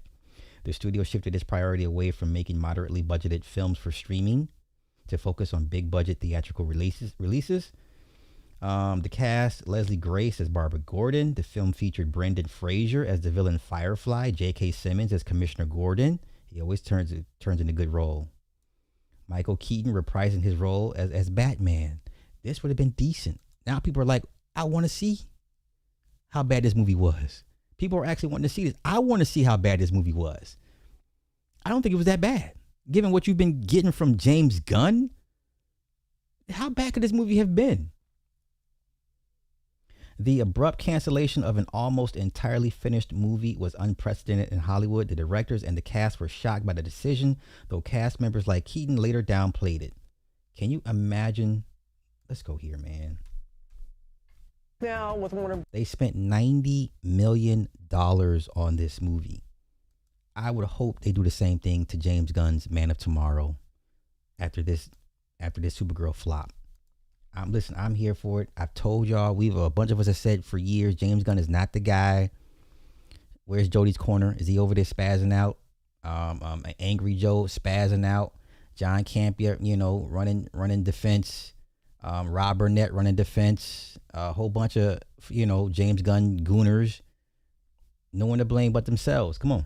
But again, I will hope that's what they do to Man of Tomorrow. Like, this Batgirl, this shit. But come on. Brothers, surprising decision to shelf the new superhero movie Batgirl. Janae Norman has more for us. Good morning, Janae. Good morning, Robin. Yeah, this movie wrapped shooting months ago. It was in post-production, almost finished, and already anticipated by fans. So to scrap it now is nearly unprecedented in Hollywood. With a cost of nearly $100 million and a cast including Michael Keaton reprising his role as Batman. I'm Batman. And J.K. Simmons as Batgirl's father. How many of you are there? Batgirl was positioned as a major release for Warner Brothers Discovery. But this morning, the studio announcing that despite the hefty price tag, Batgirl will never see the light of day. Even though it's finished production, the studio pulling the film completely. It won't be seen in theaters or on television. Warner Brothers Discovery saying in a statement, the decision to not release Batgirl reflects our leadership's strategic shift as it relates to the DC Universe and HBO Max. Now, I think the smart thing to do from David Ellison would be to release the air cut, release this version of Batgirl, right, and get back to a more darker, grittier tone of DC films that the people wanted from the last regime, right, under Snyder and Nolan. But nonetheless, this is what should happen to Man of Tomorrow. Sources tell Variety that Batgirl was made before Discovery merged with Warner Brothers. That's number two. Since the merger, the company's priority shifted from streaming to theatrical releases. The film's directors said in a joint Instagram message they are saddened and shocked that audiences won't have a chance to see the film. The star of Batgirl, Leslie Grace, known for her work in The Heights, expressing her disappointment this morning, writing, on the heels of the recent news about our movie Batgirl, I'm proud of the love, hard work, and intention all of our incredible cast and tireless crew put into this film over 7 months in Scotland. To every Batgirl fan, thank you for the love and belief, allowing me to take on the cape and be... Y'all, we had a black woman, okay? We had a black woman be Batgirl. never to be seen ever again. I would hope the Ellisons would show this and put this on Paramount Plus after the merger is completed. I think people deserve to see this. I think the people that work on this movie deserve to see their works shown. Okay, $90 million, that's not a small film. That's not an indie film. It's a lot of fucking money. That's a lot of money to spend on a movie to never be seen. Now, what Hollywood will do is buy a script. They will buy a script, they will buy a screenplay and shelve it. But to shelve a whole goddamn movie, unheard of. I think, if you want to generate a good rapport with DC fans and help repair the fractured entities of DC fans, you release this on streaming and say, you know what, we're going to give y'all the Batgirl movie. Y'all deserve to see it, at the very least. Let's go. Come, as Babs said best, my own damn hero, Batgirl for life. So pulling the movie with that price tag may seem like a bad business deal, but Variety reporting it comes down to taxes. It was too costly a movie to bring to streaming, and instead of pumping more money into the film for a theatrical release, scrapping it could mean a tax write-off for the losses, guys. But we are the ones that are lost. We're not going to pay it. Okay, so that's what needs to happen to Man of Tomorrow, which is why James Gunn fast-tracked Man of Tomorrow so quickly after Superman. Now, this movie's getting trashed. It's going to be one of the biggest flops, if not the biggest flop of the year. We told you so. They doing Millie Alcock so bad. They comparing her to the little boy from Mad Max. Where Neurotic be doing the thumbnails and got her looking like the little boy from Mad Max. Little boy from Mad Max. This is who they got her looking like, y'all. Him. The little boy. This is what they got him looking. This is what they got her looking like, dog. Matter of fact, let me see if they got it. This is how they doing her, dog. Look how they doing her. The new Supergirl looks like that feral kid from Mad Max. That's how they doing her. That's how they doing her. That's how they're doing her, dog. They got her looking like.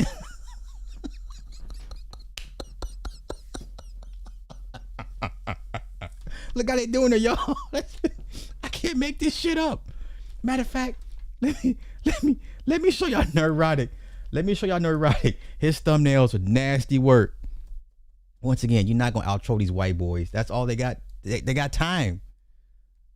Look at these thumbnails, dog. Look at these thumbnails. Look at these Millie Alcock thumbnails. Look how you got her looking, dog. Oh my God. Anything else? Where's the lives at?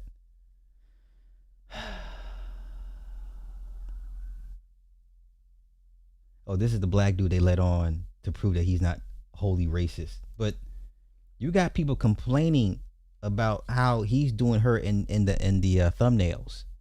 That it's that bad for her. People are suspecting that she's drunk during the press tour. Like, this is gonna probably kill her career, if not severely hamper it. You know what I'm saying? Like, she if she doesn't book something really soon after this role, now she is shooting her scenes for Man of Tomorrow, but this James Gunn thing is going to just ruin a lot of careers, man. Listen, this is not good. This might end up damn near killing her damn career. But let's get to the Variety. So Variety, once again, one of the big dogs. You got Variety, Hollywood Reporter, and Deadline, three of the major trades in Hollywood. You know, this is the same Variety that told y'all that Sinners was going to flop. And the black folks said, no, it's not. And then black folk got off their asses and went to go see this movie. Okay? Dooley, man, what's happening? Thank you for the 5. Sly, ever since you laughed at us Star Wars fans, DC ain't been right ever since. We all cooked. Hey, wait. wait. Here was my position on the whole DC thing. Once they got rid of Cavill, my whole position was, okay, then burn everything to the ground. Everything after that. The Flash movie, Blue Beetle, Aquaman 2, everything after that should have been burned to the ground. Even Homeboy's Batman, Matt Reeves' Batman should have been burned to the ground. If you're going to do a proper DC boycott, you boycott everything. You don't complain and then go see Matt Reeves' Batman where it makes $700 million. And it's like, oh, well, I guess you don't hate everything DC. No. That's not a proper boycott. But I feel vindicated. A lot of us feel vindicated. We told people that James Gunn was not the guy. That Superman movie was trash. Right? Someone asked me, am I going to listen? The only way I'm going to go see this, you got to pay me to go see this bullshit. That's the only way. I would never spend my hard-earned money. I think a lot of people got fooled by James Gunn during the Infinity War saga with his 3 Guardians of the Galaxy movies. Listen, I go back to Slither. He can make good creature, horror films. He was executive producer of Brightburn. Like, that's his lane. The first 2 Guardians movies were decent, right? But he is not the guy to take over DC. And a lot of us feel vindicated, man. We told you motherfuckers so. This shit was going to burn. And the ghost of Snyder is haunting the hell out of James Gunn right now, right? They just re-released Justice League, Zack Snyder's Justice League overseas and Netflix. It's been top 10 in 21 different countries. Like, people want the Snyderverse. They want him to finish telling his story. Anywho, let's go to the scathing review. This movie's looking like maybe $40 million this weekend. Man, he never had it, dog. He never had it. Listen, you got to pay me to see this. I'm not spending my hard-earned money for this. Variety killed this movie. Lord have mercy. The movie was trying to be so many things at once that your appreciation for how close it comes to echoing the vibe and style of comic books might have scrapped up against your feeling that it was all a bit busy. That said, there was one thing about Superman that perhaps the whole world could agree on in 12-minute long argument between Clark and Lois, mostly a good scene. The one where, no, not even. Because ain't nobody running around here calling that shit punk rock. Anywho, in light of that, okay, here's the key thing to know about Supergirl's second outing from James Gunn's DC studio. The entire movie thinks it's punk rock. Crypto gets seen Crypto peeing on the newspaper headline about Superman saving a small town. Blah, blah, blah, blah, blah. Okay, we get introduced as Kara, who rather being the spunky Supergirl of legend, saving earthly lives in a primary colored spandex suit, is an interplanetary drunk in a blondie t-shirt, bopping from one arid dystopia to the next, seeking out junk heap bars on junk heap planets, getting into fights set to razory anthems by Wet Leg and Halsey. The villain Krim of the Yellow Hills is an overly derivative Mad Max reject, played by Belgian actor Matthias Schoenaerts, with a shaved head and scraggly ponytail and rows of silver pellets piercing his face in an accent that might be from Transylvania. Think Lord Humongous meets Pinhead meets Adam Sandler. We're told that Karen, a human trafficker who leads a group of space pirates known as the Brigands, possesses the strength of 10,000 men, but we'd be happier if he had the magnetism of just interest in one. Okay. Australian actress Millie Alcock is 26, but as Kara, she has the look and aura of someone younger with a touch of wild child 70s androgyny. She's like Kirsty McNichol crossed with the feral kid from the Road Warrior. Yeah. In oversized Penny Lane glasses, Alcock is likable enough underneath it all. She often seems like little orphan Annie with desert wastrel hair, but the character is written as so one note that it's hard to have much investment in what she's up to. Listen, Anna Nogueira will never get a writing gig ever again on this level. Anna Nogueira career, whatever it was about to be, is about to be over. Okay, let's see here. As Kara plays hooky from her life on Earth, just because we've seen Krim commit a pair of brutish actions that set off what passes for the plot of Supergirl, the beloved terrier Crypto gets shot with a poison dart that will kill him in 72 hours. That's how long Kara has to retrieve the antidote. And then there's another matter of Ruthie Knoll. These names, are they trying to make the Star Wars prequel monikers look elegant? Who watches Krim slaughter her entire family, starting with her father, who's an artisan of weapons. She's able to salvage one of his swords, an artifact that feels very sub-Lord of the Rings. Now she has one agenda: to get her revenge by killing Krim. We know that because Eva Ridley as Ruthie never stops declaiming this goal or deviating from her tone of stoic petulance. Kill Krim, save the dog. Those are the motivations driving the entire not even interesting enough to be convoluted plot of Supergirl. Maybe that's why this movie is full of action yet numbingly flat.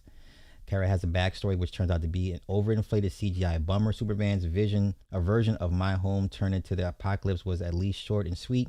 His planet was getting ready to be blown up, so his father Jor-El stole him as an infant in a spaceship and landed on Earth, all very clean and mythological. But Kara, who is Superman's cousin, she's the daughter of Jor-El's brother Zor-El, was born 8 years after Krypton began to implode. The punk rock dystopia surrounded by her from the outset, so by the time she's packed into a spaceship, she's losing the family she loves, all of which could have made her comic book heroine with a haunted underside if the movie had a haunted underside. Gunn got asked a lot about how he was going to avoid that. The key thing he said, this is going to haunt him forever. We're not going into production on any movie until the script we have is rock solid. This is going to be the end of James Gunn's career as a major Hollywood director. This is the end. At least he'll never be an executive, that's for sure. At this point, does he go back to Marvel? Because that's his only choice at this point. For that was the overriding problem with the superhero overkill era. The films had lousy scripts, which were used as grids on which to layer the visual effects. Gunn was right to want to take the comic book genre back to well-structured screenwriting basis. So what he has done in the second DC outing, he's given us a comic book movie with the worst script I can remember. It's by Anna Nogueira. She's done. I never bought the idea that movies were ruined by Jaws and Star Wars, but watching Supergirl, you might well think that they were ruined by Mos Eisley Katina scene of Star Wars, because that seems to be the movie's dominant influence. One set piece after another features rubbery creatures with heads like melting anvils and tentacles coming out of strange places, as if this, after 50 years, was still charming and awesome. Actually, the cantina scene was corny even back then, and the creatures like these now make you feel trapped in a Muppet movie. Supergirl plods along, poised between sodden spectacle and snark. Jason Momoa shows up as Lobo, a stogie-sucking bounty hunter biker who's groomed like a lost member of KISS, and he gives the film a jolt of untidy energy. David Cornsweet pops up for a few scenes as Superman, and that's not enough to make you wish that it wouldn't take the whole damn movie for Kara to accept her Supergirl identity. He sees the good in everyone, she says of her super cousin, and I see the truth, dark. I was shocked to see the director Craig Gillespie, who made the arresting I, Tanya, and the fabulous Cruella, could churn out a piece of product this generic in its action and attitudinizing. Okay, this was not Craig Gillespie's movie. He was clearly taking notes from James Gunn. So it's not his fault entirely. He had no choice. Okay? So cut him some slack. Okay? James Gunn is a notorious maniac. He has a huge ego. Anywho, maybe Gillespie, who's Australian, convinced himself that the Mad Max light trappings of Supergirl make it a subversion of the genre. It's also desperate to be punk rock, but Supergirl is a punk rock. This movie is dead in the water, y'all. This movie is dead in the water. It's already projected to lose to Toy Story's second weekend. That's how bad it is. The best thing that they could do is Batgirl, Man of Tomorrow. So let's go here. So projections, Supergirl projections. Rotten Tomatoes is looking at. Oh wait, let's go Rotten Tomatoes. It was at 59 at one point. It was at 59. It's at 56%.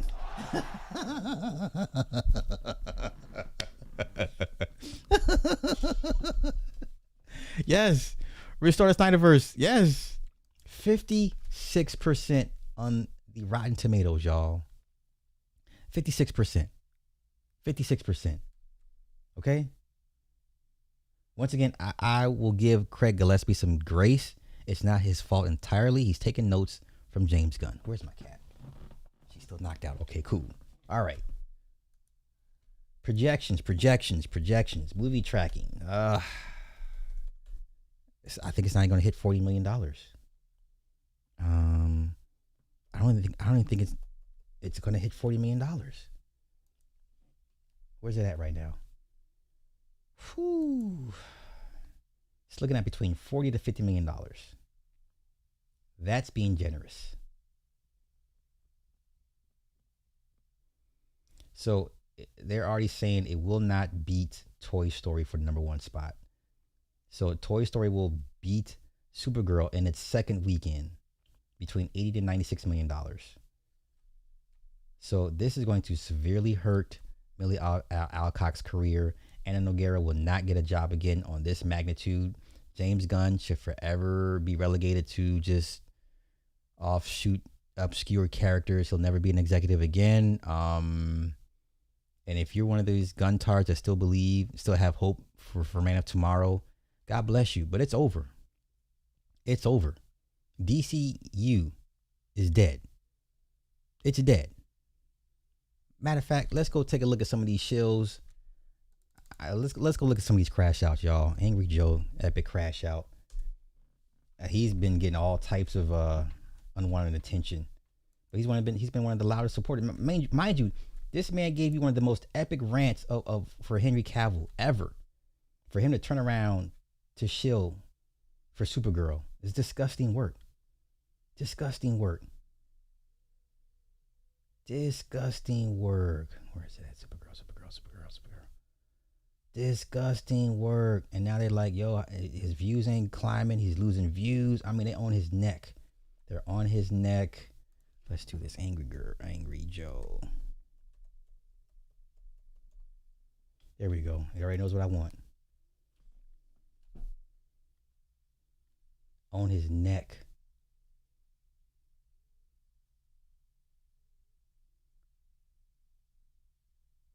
They're on his neck.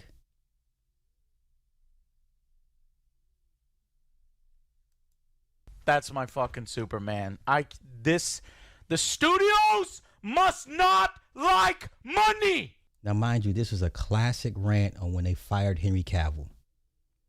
I was rocking with Angry Joe. Like, I was like, yeah, you tell him, brother. Why do you not want my money? Why do you not want my money? I felt this. Jeez, what a little crybaby. Okay, I felt that. Now we've been reduced to him caping for Supergirl. This is his trailer reaction. Channeling Kara vibes with the jacket. So here we go. We did a 23-minute breakdown, which you guys made fun of, for a 30-second trailer. 30 seconds. I dragged the boys along. I said, yeah, come with me. We're not hostages. We totally wanted to. Okay, let's go to Twitter. Let's do Twitter. Yeah, this is the Hollywood segment. Don't worry. Don't worry. Let's go to Twitter. It's bad. It's that bad. It really is that bad. Supergirl reactions. It's really that bad. I'm here for it. I'm here for it. All the gun glazers. Yeah, get your ass up out of here. Get the fuck up out of here. Grace, listen, you know it's bad when Grace is like, it's too much feminism. You know it's bad when Grace Randolph, a whole progressive liberal, says it's too much feminism. Why do y'all give Grace this much power is beyond me? But you know it's bad when even she says it's too much feminism in this movie, okay? Jeremy Johns, here's his take. James Gunn didn't know that Supergirl was going to be the next movie after Superman, but it was, quote, an incredible script. Really? This was an incredible script? Dog with a dart, that same forgettable bad guy killed a family in which the surviving girl of that family is on a revenge quest to kill that super forgettable villain. The two of them are looking for the same person, this one for revenge, this one to get the antidote for her poisoned dog. They team up, they're on the adventure. That's the long story short. All right, out the gate, this movie does play up an angle that is... It's kind of a trope at this point. Put the cute dog in danger, and now the audience is... Yeah, okay, skip it. Frustratingly, they don't stick the landing on it, but it's in here. As the conversation of Superman being basically comic book Jesus has been around for as long as I can remember, the story of the prodigal son here, or daughter... strictly speaking, cousin. The prodigal out there running away, wasting their life. Okay. He didn't like it. In so many words. Let's see here. Film Threat founder and longtime critic caught a Supergirl screening and did not hold back. He said, I leaned over to my friend during our screening of Supergirl and whispered, this is terrible. In the video reaction posted to YouTube, Gore and Alan Ean called the film a major disappointment. That was profoundly awful. I didn't think a movie could be this bad. They knocked the cinematography as dark and muddy. Said there's no heroism in this movie. Gore also flagged a story beat he found hard to believe without spoilers that the film doubles down on the idea that Superman was sent to Earth to conquer it. Matter of fact, let me find what they actually said.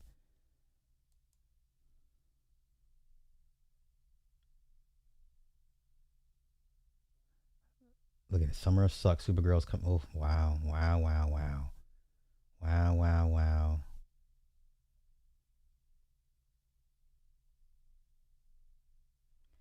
Hold up. Let me open another Twitter thread. Oh, we're going to be here for a while. We're going to be here for a while. Don't get mad. Okay.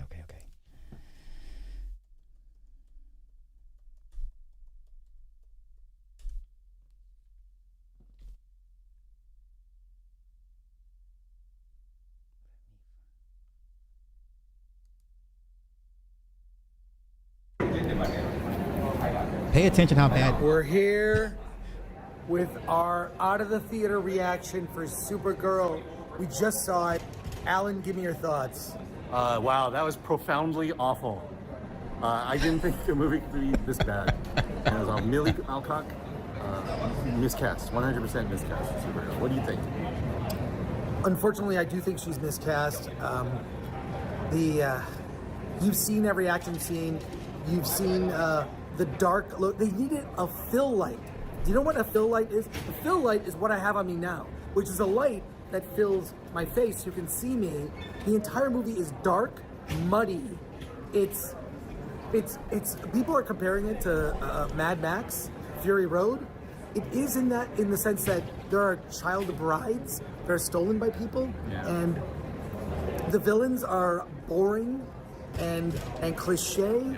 And I could have written the script, and that shows you how bad. That's how bad it is. I know. If I Alan could write written it, the script. If I could write it, it's bad. I feel like it was just not well conceived, not well thought out. It's someone who's never written a superhero movie in their life. And where are the heroic ideals? Completely missing. There's no heroism in this movie. And a dark, depressing Kara, and not only that, without getting into spoilers, they double down on the fact that Kal-El was sent to Earth to conquer Earth. They doubled down on it in a way that I couldn't believe. I'm exhausted from trying to sit through this. I was so bored. Midway through, I'm like, this needs to end, and needs to end now. I just want to go home. I want to go home. I just canceled my tickets for this week. Wow. Yeah, so we'll get into it more on Wednesday, but what a profound disappointment. And why is everybody shocked? It's James Gunn. I'm not understanding. Everyone's like, oh my God, did you not watch Superman? Y'all thought he was gonna just knock it out of the park with this. Nobody asked for Supergirl. I think the Wonder Woman thing is an issue. No. You're not going to find anybody that's going to come close. Listen, what Patty Jenkins did under Zach with the first Wonder Woman is peak. You're going to have a hard time finding anybody that embodies a modern Wonder Woman better than Gal Gadot. She was perfectly cast. That's her role. That is her role. So I think it would have been even worse, because now remember, Anna is supposed to write the Wonder Woman movie. Well, that's not going to happen now. They definitely bought out her contract. She definitely ain't gonna. You're not gonna be writing this movie, sis. You're out of here. So I'm loving it. But everyone's like, "Oh, it's so bad." Did you really think it was gonna be any different? Like, y'all put way too much faith in James Gunn. I think y'all still drinking the Guardians of the Galaxy juice. Like, no, they were decent movies then, but they weren't like, oh my God, did you see the Guardians of the Galaxy? No, it wasn't that good. Sorry. I don't feel bad for none of these people. Like, good. Matter of fact, let me see something.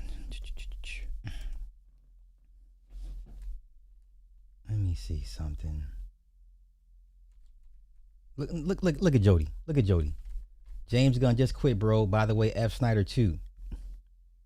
Now, what Zack Snyder do to you, bruh? What Zack Snyder do to you, bruh?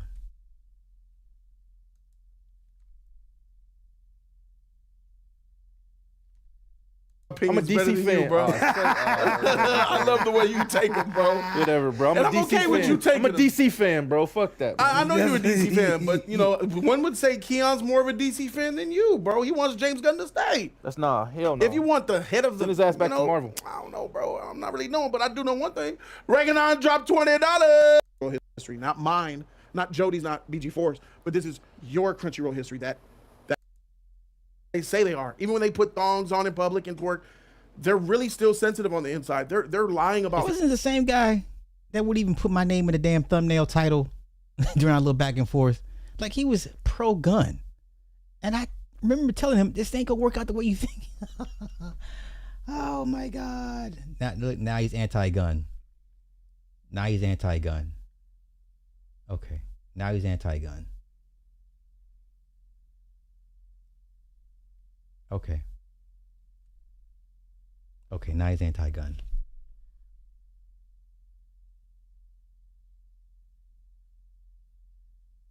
Okay. Yeah, and Millie Alcock has completely turned me off on her. Jeez, I mean, she's completely turned me off to her as a person. So now, you know, people are pretty much attacking her as a person because she done said too much. She done said too much. Let's go here. Didn't eat a bite. I wasn't eating a pizza. Stop. Nope. They're just roasting her at this point. It wasn't, but in honor of Pride Month, as I'm getting all these questions, I don't know. I think that what makes this film so beautiful is that it's not centered around a man. It's not centered around love at all, if anything.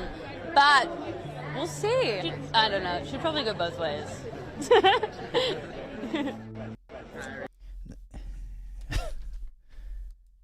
Man, for career, look what they doing to her. Ugh, me hear of Supergirl. She's strong like mammoth, fly like bird. Supergirl save people, me like. She hero. Ugh, me want meat. Cooking this girl, and you know what? It's hard for me to feel bad. How do we go from this to this? Remember her House of Dragons, Little Rhaenyra? Everybody was like, "Oh my God, she's awesome. We want to see more of her. She's great." Remember this? How do we get here? What happened? How do we go from this to this? What happened? Sis, her needs to be studied. There's been a lot of discussion online about Kara's queerness in the comics. Was that something that you explored when you were preparing for the role? It wasn't, but in honor of Pride Month, as I'm getting all these questions, Oh my God. I don't Disgusting. know. I think that what makes this film so beautiful is that it's not centered around a man. It's not centered around love at all, if anything. Yeah. But we'll see. I don't really know, but I don't know. I don't know. It's I don't know. great. Should probably go both ways. There's been a lot of discussion. Getting cooked. And you know what? She deserves it. She deserves to get cooked. You heard from the fans, specifically from the LGBT community, about how they've been able to relate to your character. I've just had a few people ask me about her and about her because it's Pride Month and all that, and I think that she's a really great representation of what a modern woman can be. She can be strong, she can be tough, she can be messy, and I love how this film doesn't center around any sort of love, you know? It doesn't center around romance or anything like that at all, and she has such resilience that I think that community is a community that is so resilient, and they can really relate to that in that, and I'm really honored that they can connect with her. You heard from the fans. Career cooked. If she doesn't secure something very soon, I don't know, man. This might be it for her. Yeah,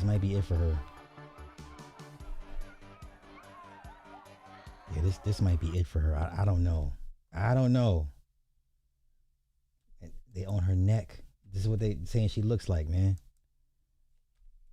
It's hard for me to feel bad for her. Okay. Hold on, let me let my cat out. What this? Need to go potty? Where you at? You need to go potty? You want to go potty? Hey. You gotta go potty? Okay, you want to play with string? Okay.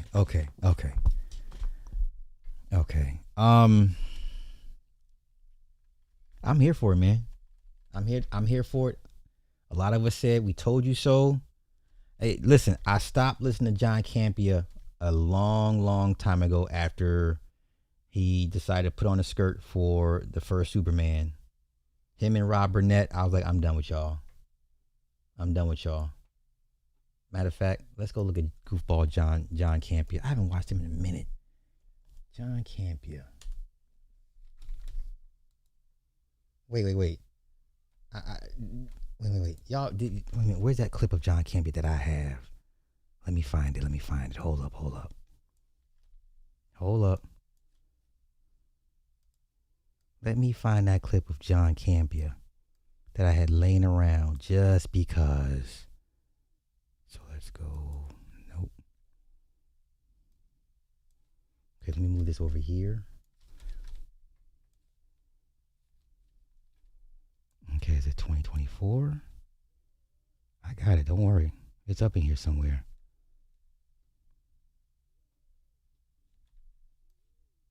No, 2025. Hold on.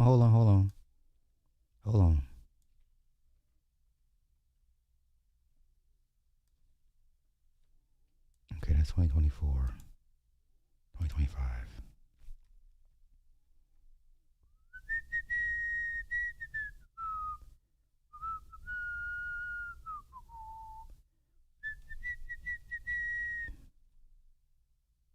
Oh, you know what? Just let me go there and find her. Where's that? Okay. John. Nope. Do.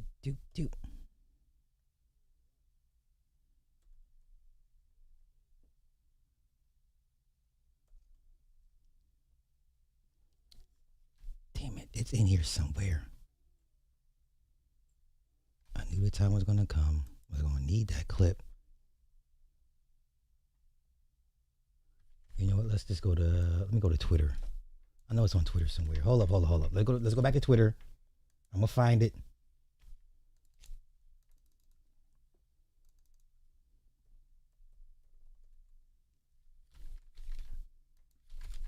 Okay.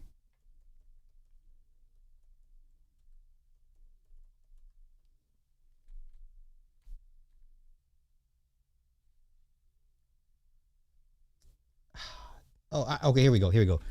Wait, is this it? Okay, this is the John Campea that I remember. Who remembers this? This version of John Campea. Remember? Let's go back in the Wayback Machine. To somebody, and basically it's this: the twins are two hood niggas. Remember this version of John Campea? I remember. Jay, you remember this version of John Campea? He's a Canadian, by the way. You know, I don't really care for Canadians like that. Married to an Asian wife. They have no kids together because all she wants to do is go to school and get her goddamn masters and whatever the case, and PhDs and shit. They have no kids, right? Remember, he used to have that whole crew of people, and then he fired them all out the blue, and he only kept a little Asian dude around because that was his brother-in-law. His wife's brother, Ray. Ray can't put two sentences together, but he does all the thumbnails and all the edits. That John Campea. Y'all remember that version of John Campea? Because I do. But come on, let's continue. That talk ridiculous jive, are illiterate, and I'm not making that up. They actually reveal that in the movie. They're illiterate. They can't even read. They talk like this, and they have buck teeth, and one of them even has a big buck gold tooth. And stuff like that. And look, some people try to point out to me, well, John, how's that any different from Jazz in the first movie? Jazz was stereotypical black guy. Yeah, but I don't have a problem with stereotypes in and of themselves. Look, you want to show an Italian in a movie? I'm Italian, by the way. You want to show an Italian in a movie eating spaghetti and meatballs? That's neither positive or negative. I mean, sure, Jazz in the first movie said the line, "What's up, little bitches?" But he was also portrayed as a strong, fearless leader. Remember, he's second in command. Why y'all always y'all too trusting of these people? Y'all trust people too much. Just be online long enough, and the mask will come off, the veil will slip, the facade will erode. Okay? And the real person will come out eventually. Why y'all put too much faith in these people? I remember this. This is how I first came across John Campion. I would never take this man serious. Do you understand? The Autobots. There was nothing negative about Jazz.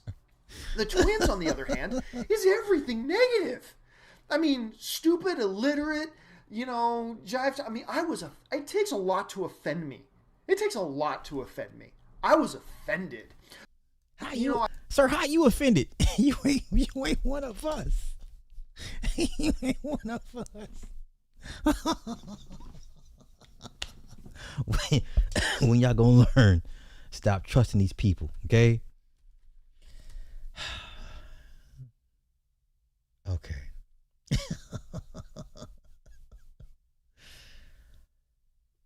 All right. They're already calling for it. Anna Nogueira needs to be stripped of writing duties for Wonder Woman. Listen, James Gunn Wonder Woman is not going to happen. Okay? James Gunn Wonder Woman is not going to happen. They own Kristen Harlan's neck. This effing guy jumping ship as he always does. Honestly, what a piece of shit. For months talking down on people who disagree with him. Now he sees someone else's review, not even his, and he's jumping ship. He doesn't even have the self-respect to watch it and judge on his own. Christian Harloff. Okay. It's bad, y'all. It's bad. And I'm here for it. And all of us said we told you so. And enjoy it. Okay? Enjoy it. Enjoy it. Enjoy that James Gunn Crow humble pie. Right? Okay. Let's keep it going with some Hollywood. We're going to go to fashion. Let's get to the fashion. Louis Vuitton had their spring summer 2027 show. I want to go over it with y'all. I haven't done a fashion show in a minute, so I feel I owe you guys that much at least. Let me X out all these tabs. X out that. X out that. Okay. Let's go see what Pharrell has blessed us with the Louis Vuitton. Okay, you ready? I'm hyped for it. I think he's gonna kill it again. Man, listen, Jay,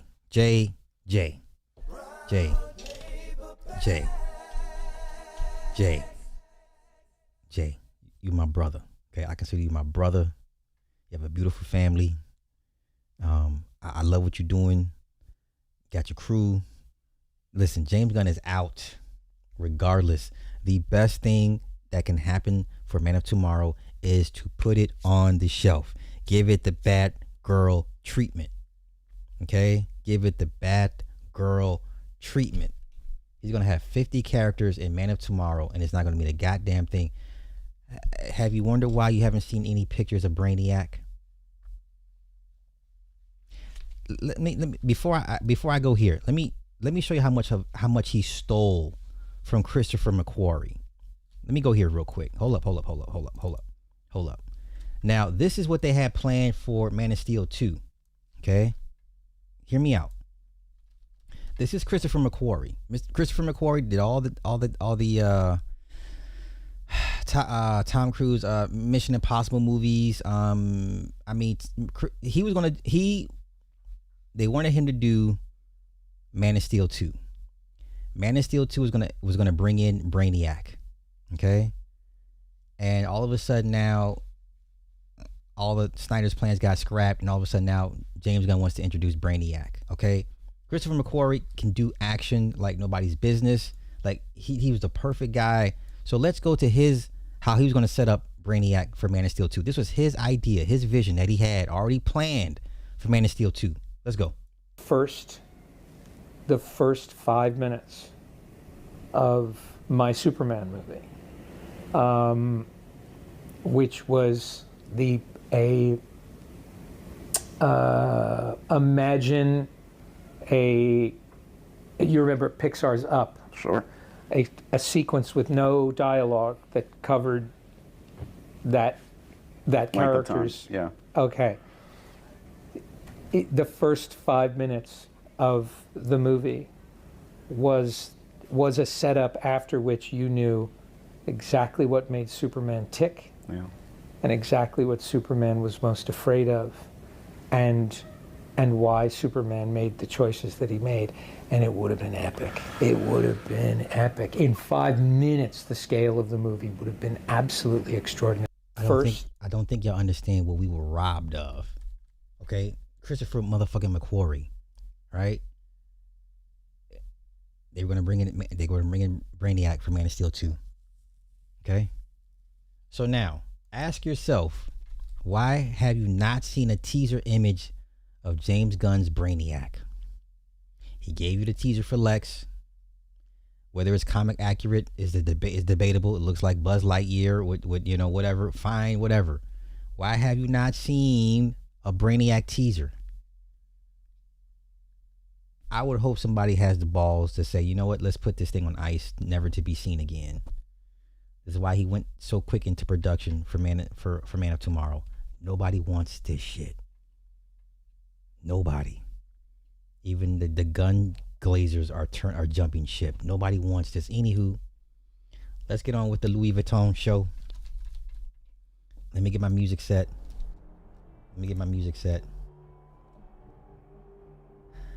Okay, let's see what Pharrell's gonna bless us with today. I'm hyped for this. All right, let's go. You ready? Let's go. This is the men's spring summer 2027. What is my cat doing?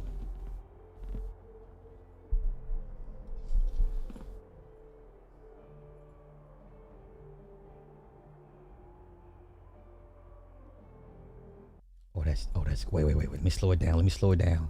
Oh, that's just too much. That's just too clean. Oh, a waterfall? Oh, this is too clean. Oh no, for real. Don't do this to Pharrell. It's too early. For real. What are you doing, sir? This is too clean. Oh, this is too clean. What?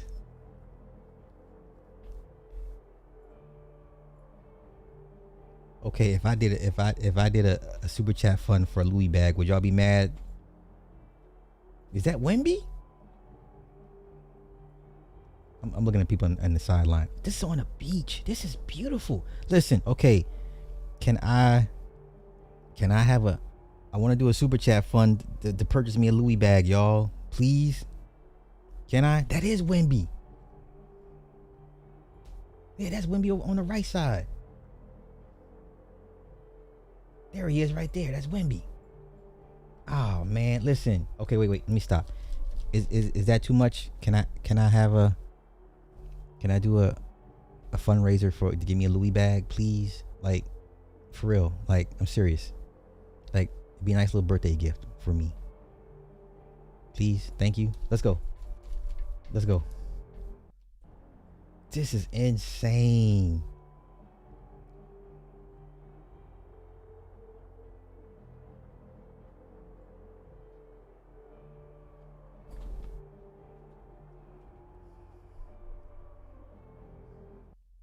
Okay, look. Okay, that bag right there, yo. Listen, man, is that asking too much? I ain't never asked y'all for shit. Okay, wait, that one time y'all donated for me to me's base softball bat. That shit was $600. I appreciate that, but I really ain't never asked for anything for myself. Like a Louis bag would be nice, y'all. I don't want the most expensive one. You see the Vans post on the X. I heard about it, bruh. I heard about it. But this shit look clean, though.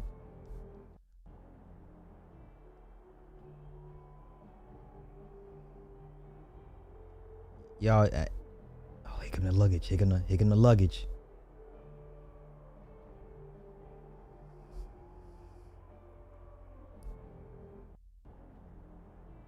Okay, you know what? I'm just gonna test the waters. Next month, I'm gonna do a Louis bag fundraiser for me. Let's see how much support I get for Louis. I just want a Louis bag, y'all. Nothing crazy. Not the most expensive one. Just just because I'm just saying.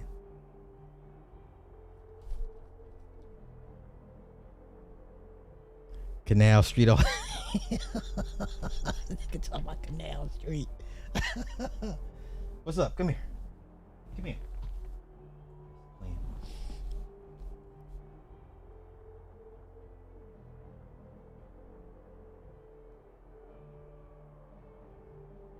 I like the coat. Coat's cool. I'm just looking at these bags, man. The bags are to die for. What music they got playing in the background? Let me see if I don't get hit. I'm gonna get hit for that. This man has an orchestra playing in the background on the beach with the waterfall. Wow, look at that shot. Holy God, that's beautiful. That is beautiful. Whew.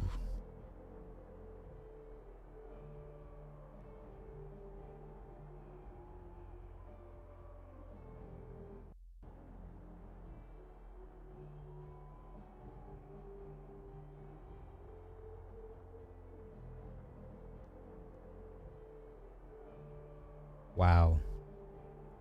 Wow. Man, I'm dead ass, man. Yeah, we're gonna do a Louis bag, a GoFundMe Louis bag. Shit. I need one. I need one, y'all. Just so I can say I had one.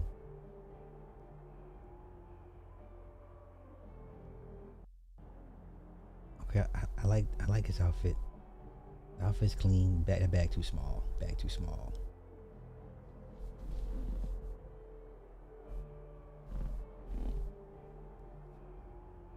Come here. Come here. Come here.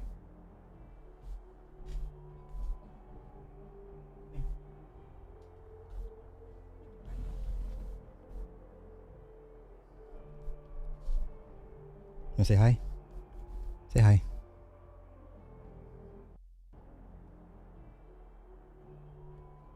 Oh, okay. Listen, you're doing too. Come here. You're doing too much. Stay right here. Sit. Sit. God damn.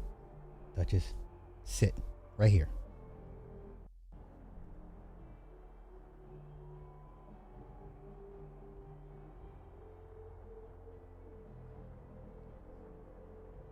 Stop it. Stop trying to blame me. Stop trying to blame me. Say something. Say hey.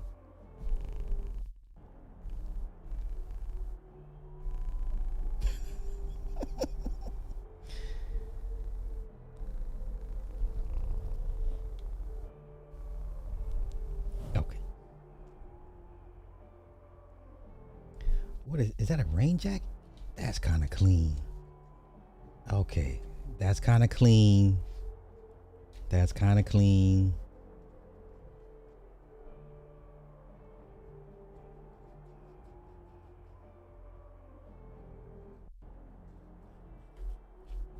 Okay. How about you play with it on the ground? There you go. Go get it. No, Gage is black. Gage is big and black. This is Duchess. Duchess is the official house cat. Yo, these outfits are cool, but I'm just more focused on the bags.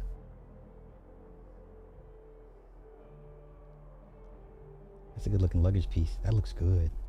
That looks really good. Don't care for the hats.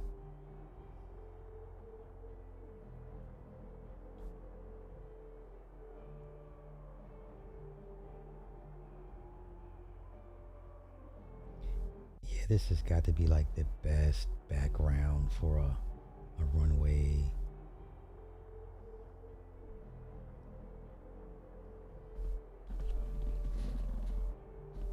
Where you at? What are you doing?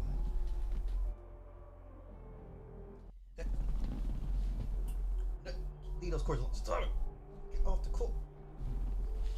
No.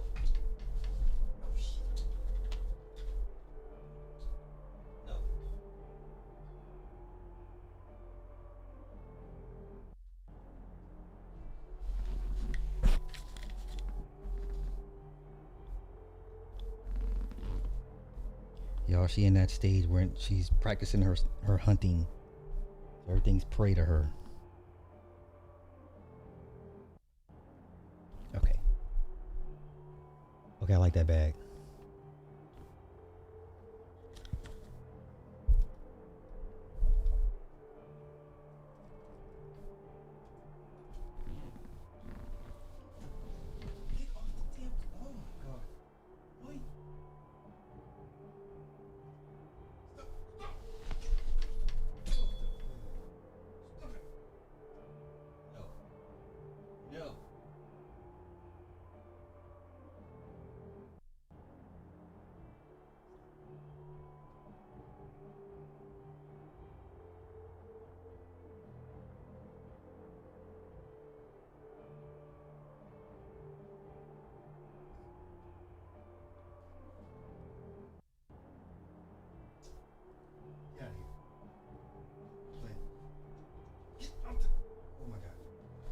Hold on.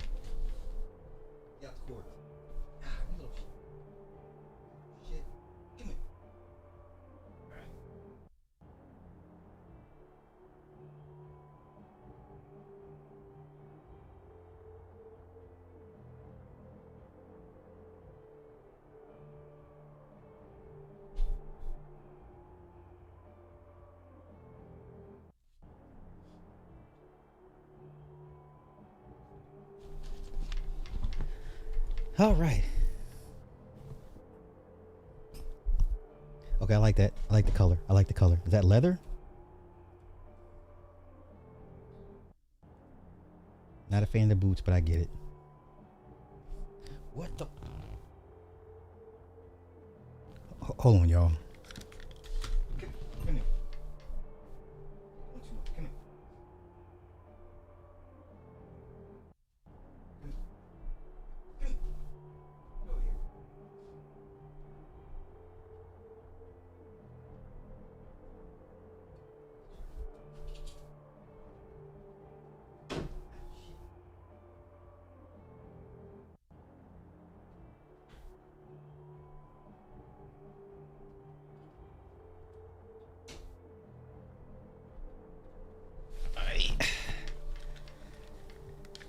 My bad. I had to kick her out the room. She's doing too much. She's playing with my cords and all that stuff, you know? All right.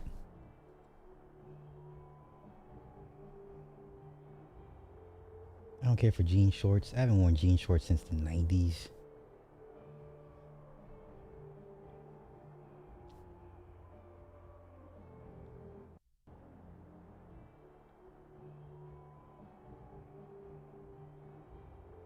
Is that her? Duchess, where you at?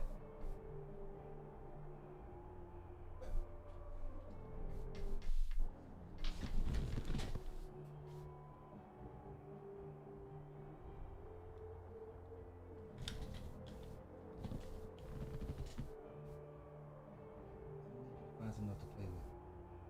Okay?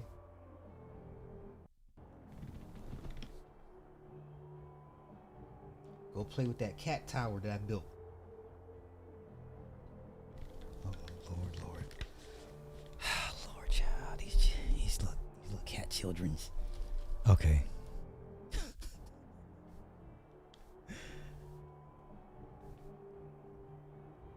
I wouldn't know what to do with that type of bag. I just want a backpack or like a carry-on bag. I don't need I don't need a duffel bag.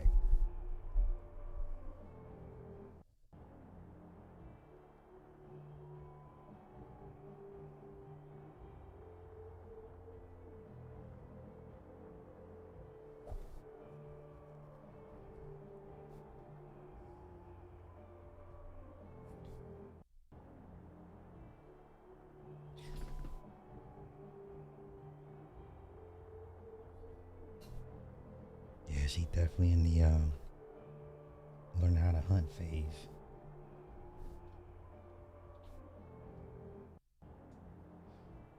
Okay, that's clean. I like this. That's clean. I rock with that. That's clean. That is clean. The bag is too girly for me, but that's a clean little tracksuit. I like that top. Okay, that jacket was cool with the pockets. That was cool. Leather pants coming back. I don't know. What the? Come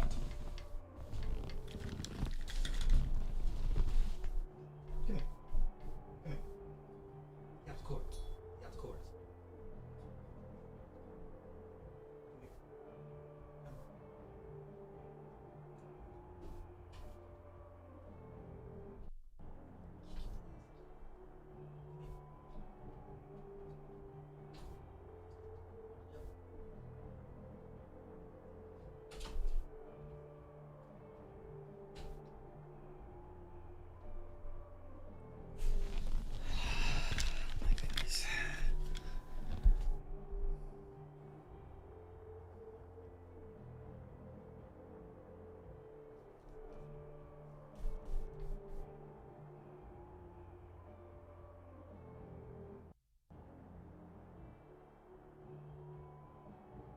Man, co-host about to be fired.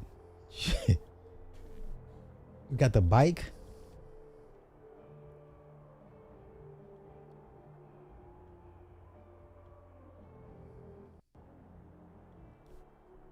No, you can't come back in here. You ain't slick.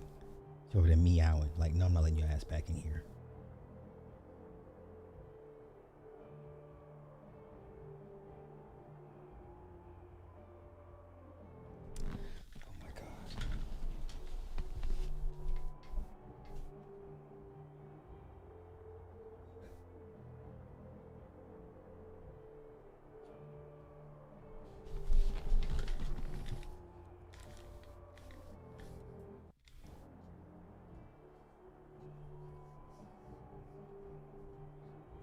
Okay, sir. No, what we're not gonna do is be add no damn Prince heels.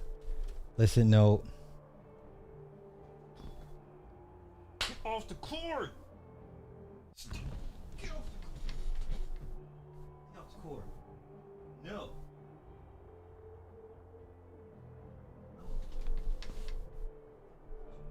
No.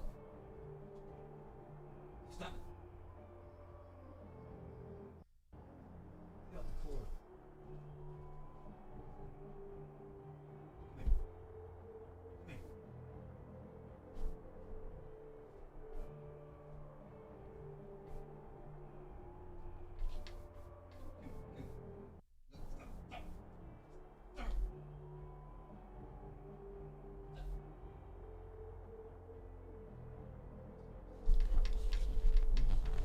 See, I gotta do her like her mama would do her. Gotta grab by the scruff of the neck. No. No. No. You gon' no.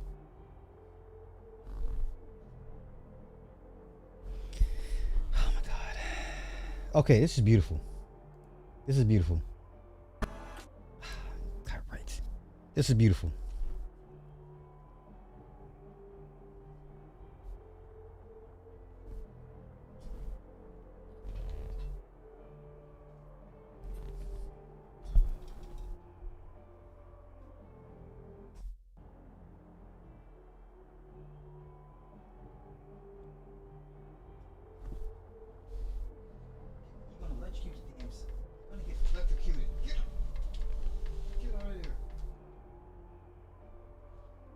Oh Lord, I'm gonna hurt this cat. Anywho, these outfits were pretty clean. But yeah, next month I'm gonna host a fundraiser to get me a Louis bag. Nothing crazy extravagant. Ain't gotta be the most expensive one. Come here. Come. Come here. I'm gonna beat your ass. Okay. Swimsuit. Already had the. We got the swimsuit. Okay.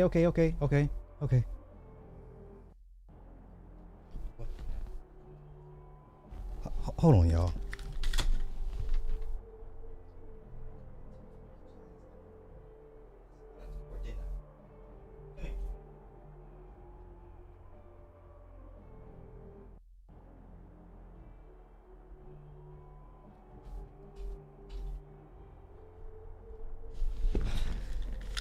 All right, there's the man. There's the man.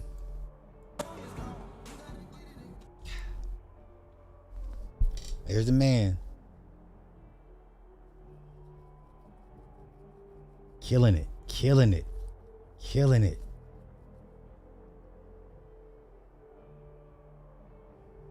That's Future. That's Future. I don't know who that man is. He's somebody important. I don't know who she is, but she's important. That's his wife. There's Wimby. Yeah, there's Wimby.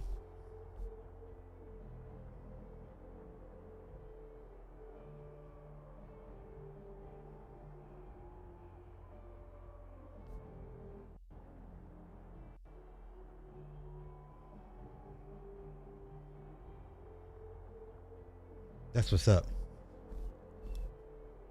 That's what's up. I love it. I love it. I love it. I love it. We're like here kicking ass.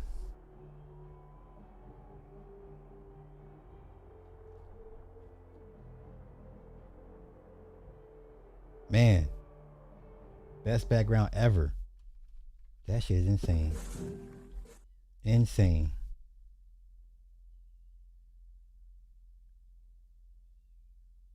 Best background ever. That was clean. Let's go here. In my travels, I'd gone to India 7 years ago and was like so blown away, and I just went again. And so I wanted to bring an homage to this country. The homage is not in silhouettes. The homage is into the elements and all the codes of India. And wanting to like really nail the codes of India's nature, we wanted to like team up with people who were like really talented, everything from art to architecture, you know, and design. And that was Studio Mumbai.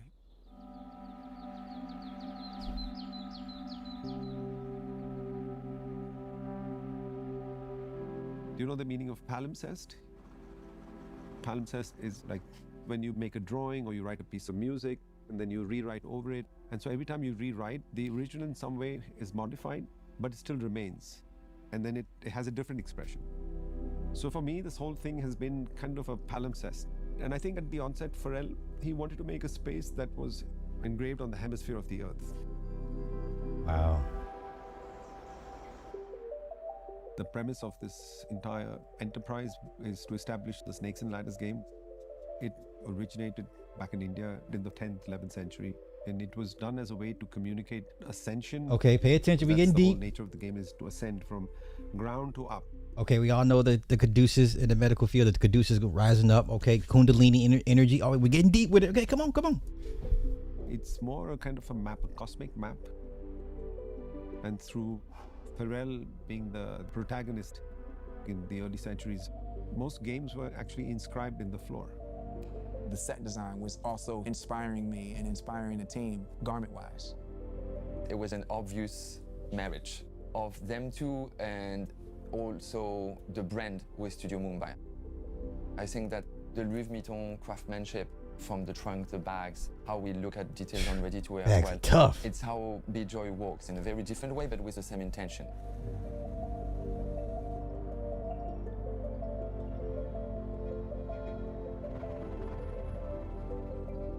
Visiting Paris and coming to the Centre Pompidou, we had the idea to inscribe the space, or the piazza space, in some way that much like how we would draw the game on the ground.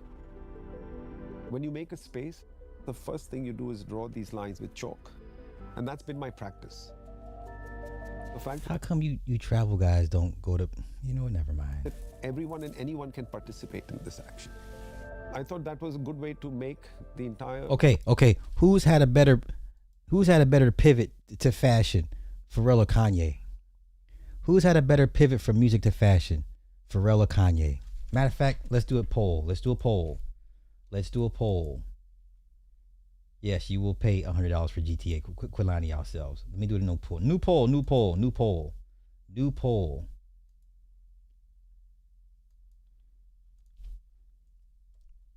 Better transition from music to... Oh, she out there mad now. She'll be all right.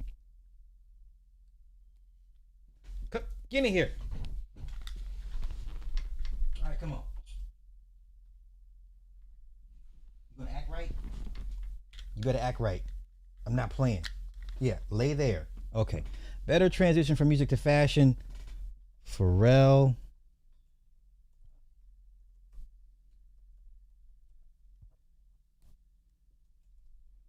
Kanye. All right, let's go. Notion of drawing, a very inclusive one. And then the snakes are what sit on the board on the foreground, which are vibrant in their color. And also in some ways to be in communication with the Centre Pompidou, because it has this escalator that goes up that has this beautiful orange. So in some way it was also to be in communication with things around and to bring a certain vibrancy to that. Coming together. Yeah. Getting the color right. And Yeah. I think it'd be nice with the music and with everything all together. When I met Pharrell, it was refreshing. We had an open conversation, and the energy which I experienced was one that was an open energy. It's been for me an incredible journey. There's so much to receive. And for me, this is all about just that. Yeah.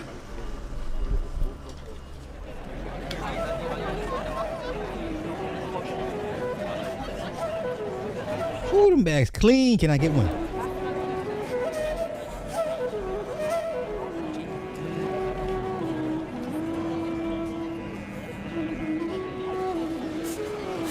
All the brilliant folks on my team, just want to say thank you and let us shake the earth once again. Louis Vuitton, the House of Travel, SS26. Let's go. Let's go.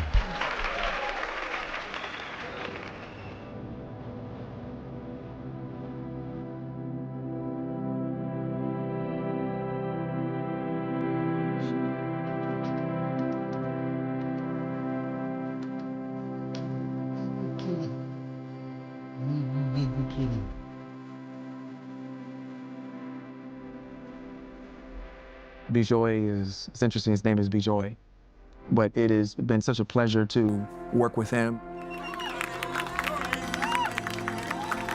The ultimate demonstration of refinement is when one is able to zoom out and zoom in and still be just as impressed, you know, and always find new things when you zoom in.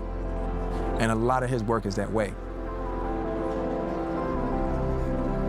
Giant snakes and ladders. You see how you see Pharrell keep his head down. He don't talk about business or politics, religion, none of that. He just keep his head down, stay in his lane and do what he do. Kanye needs to learn to stay in his lane, just keep his head down, just do what you do. Board in front of the Pompidou. It's crazy, unprecedented. It's beautiful.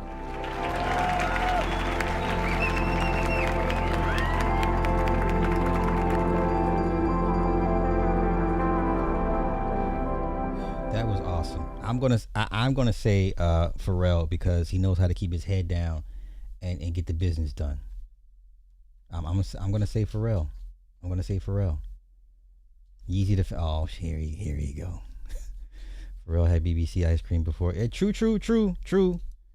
Bape and all them. Yeah, Pharrell's been doing it for a lot longer, but Kanye's impact into it pretty meteoric. But he just doesn't know how to just shut up and keep his mouth shut. Okay. Is there anything else I was gonna cover? I'm gonna get out of here. Oprah versus Whitney. Okay, let's do that. Let's get out of here. Oprah versus no. Trump and the GOP, and then we're gonna do Oprah and Whitney. We're gonna get up out of here because I'm gonna hurt this cat. I'm gonna fuck you. Get off the damn. Come here. Get off the cords.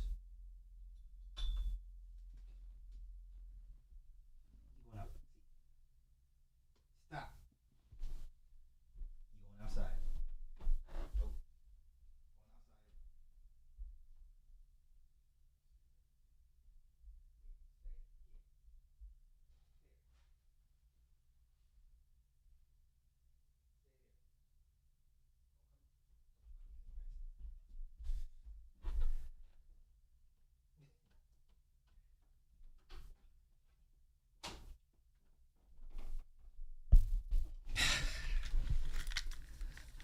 All right, I kicked her out for good. She's gonna deal with it. Okay, real quick. Trump did not sign the affordability bipartisan bill.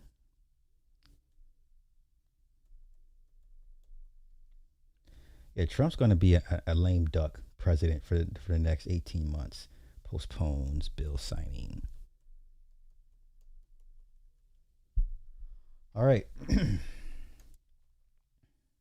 Yeah, Trump's gonna be a lame duck president. Pretty much. This is pretty bad on his part. Pretty bad.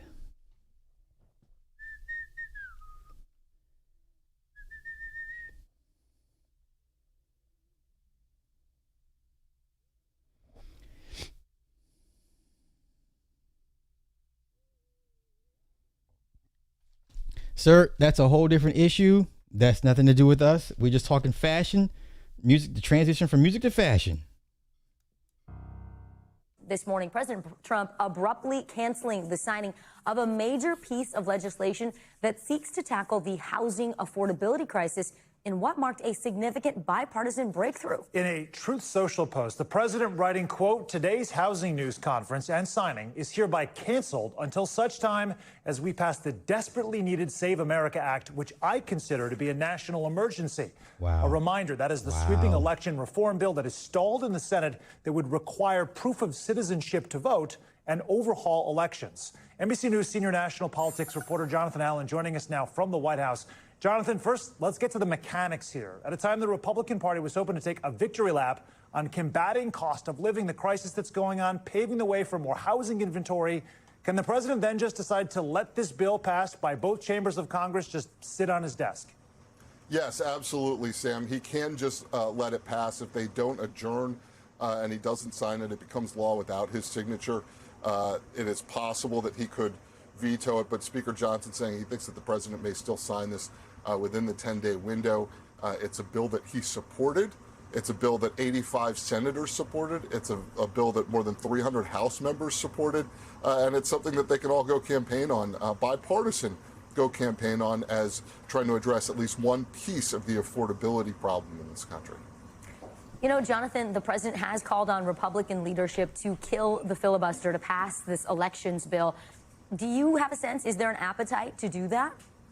There's definitely some appetite within the Republican conference in the Senate to do that, but not enough votes to get it done. There have not been enough votes to get it done for the entirety of this term of the president, for the entirety of the last term of the president, for the entirety of all recent presidents, and that's not going to change. In fact, there are senators who are not seeking re-election. There are senators who the president has helped defeat in primaries who are not going to be given to change. Kick them all out. I don't know what else to tell you. Kick them all out.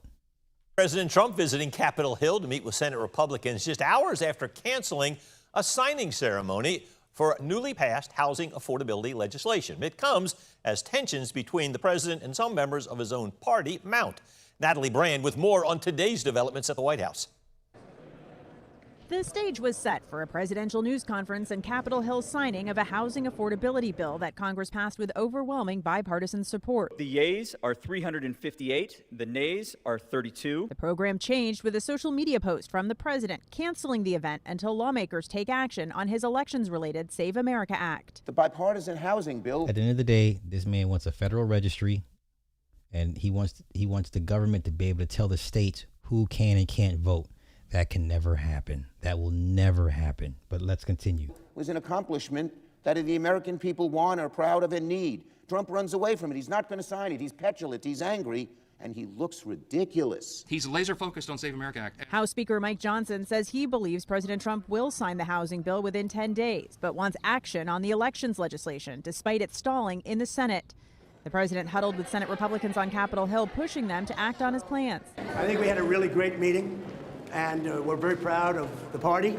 We like our leader. We like everybody really in the room. I don't like a few people, but that's okay. I think you know who they are. The White House is also pushing Republicans to fast-track $350 billion in defense spending as a result of the conflict with Iran. Iran is being very nice. Wow. They're agreeing to everything that I want. Okay, this is your Mad King. This is your Mad King. All right, let's get to Oprah versus Whitney. I'm gonna get out of here.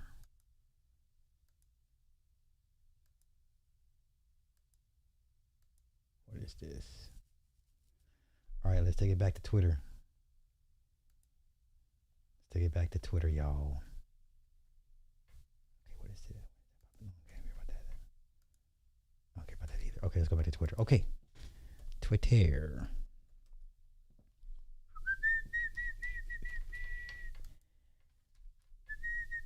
Okay, Oprah, Whitney. This is like some frenemy shit that's been. So let's go here. Wait. Oprah reveals Whitney once fell off the stage while performing on her show, but she asked the audience not to tell the media about it. I begged them to not put those pictures out because it would ruin her life, and they did not. Okay, so let's go here. We did the whole, hey girl, how you doing, greeting thing. And then I stopped the cameras and I went behind stage and I said, so tell me, what do you want? What do you want to happen here? and I'm going to tell you what I want to happen here. And that was one of the most powerful interviews. And do you all know this is an amazing thing that happened? I had such trust from the Oprah show audience that Whitney did, I think it was her last show with us, and she had gone back on drugs. The first interview I did with her when we'd gone behind stage and I asked her about her intention, she was clean. But the day she came to my show then to perform in front of the audience, she was not. And she fell off of the stage. And I knew that if that story got out that she'd fallen off of the stage, that everybody would be, that she would be destroyed by that. And so even though the audience was there and the audience had cameras, I begged them not to put those pictures out because it would ruin her life, and they did not. And what about that? Would Wow. Now, everybody claps back on Oprah with this. Now, why would bootleg Mammy Oprah bring up Whitney Houston being high and falling on the show right after the death of Clive Davis, as if to give you some type of hype or grace, because folks were going in on him? Remember when Oprah busted her ass on stage? Some say it was Michael's ghost that pushed her. Are at peace at all times. Cheers. Are at peace at all times. Do you believe in spirits? You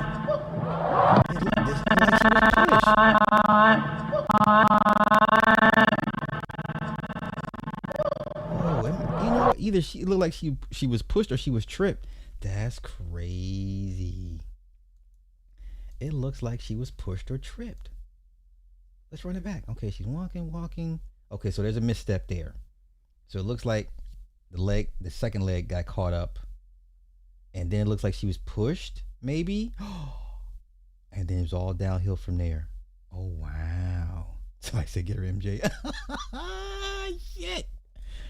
Okay, let's continue. So then Sissy, was it Sissy? Someone said, okay.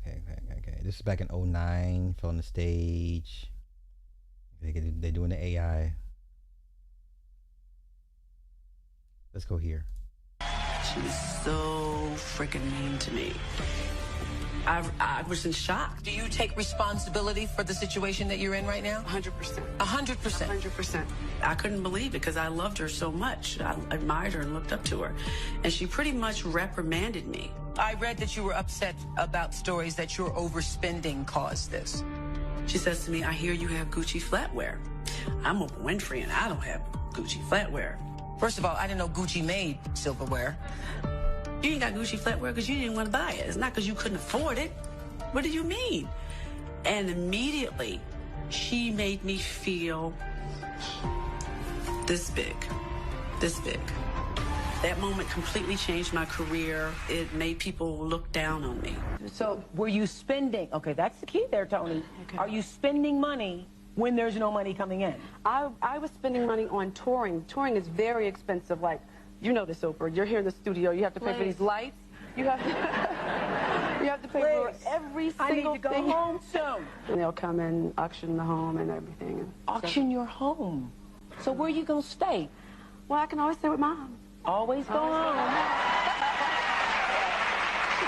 Okay. Let's go here. I know, listen, everybody wants to get into Whitney's business, and I, as a person who lives my life in the tabloids too, this is how we're going to handle this today. Okay. You tell us whatever it is you want us to know.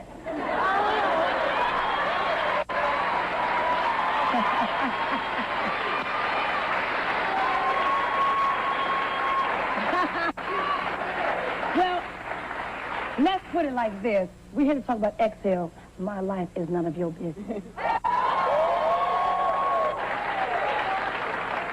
I'm going to try one more time. Okay. All right. Just tell us how Bobby is. Just straighten out for us what we read in the tabloids versus what's true. How is Bobby? How are y'all doing? We're doing fine. Bobby is fine. And that's all I want to say. And that's all she wants to say. Yeah. How about you? Well, Good for her. Good for her. Stand by your man. Stand by your man. Hey. Okay. go here. You have an all-time favorite song? My all-time favorite. I do like. I think I'm gonna run away. No. So they've always had this trolling relationship. See what the end will be. Leave our work on. Find out what waits for me. This has happened to me. Have you had people who sold you out? Yeah. Yeah. And isn't that painful? Pretty much. And then you just kind of get up and move on. You keep on pumping. I think I'm gonna run away. I know. Lord. This is frenemy energy. Oh, this is frenemy energy. I don't remember this song. I didn't know she did this. I didn't know she did this song, y'all. Let's go here. So, does that mean you're drug-free? Yes, ma'am. I mean, don't think I don't have desires for it. There are times like, it takes a minute to cleanse, get off me. Yeah. Just leave me alone, get off me. I have to pray it away. Absolutely. I have to pray it away. Now, I have a drink every now and then. Don't get me wrong. Yeah. If you see me at a bar, having a drink, don't say she's gone back. No, please don't do that to me. Because drinking wasn't your issue. No, it was not an issue for me. No. But no weed, no coke, no. Do you think you ever will again? Be tempted? Oprah, I can only take today, one day at a time. Yeah. Only one day at a time. Right now, no. Right now, no. No. Do you now? So. Girl, she was never your friend. She was never your friend. Ever. Okay.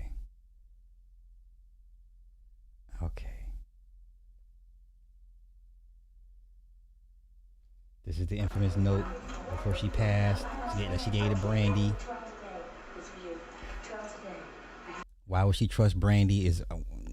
I don't know why, because she'll do whatever she needs to do to stay in compliance. Because remember, they helped her out of that accident where she killed somebody, so she needs their protection regardless. So no, she's not gonna turn on them for you.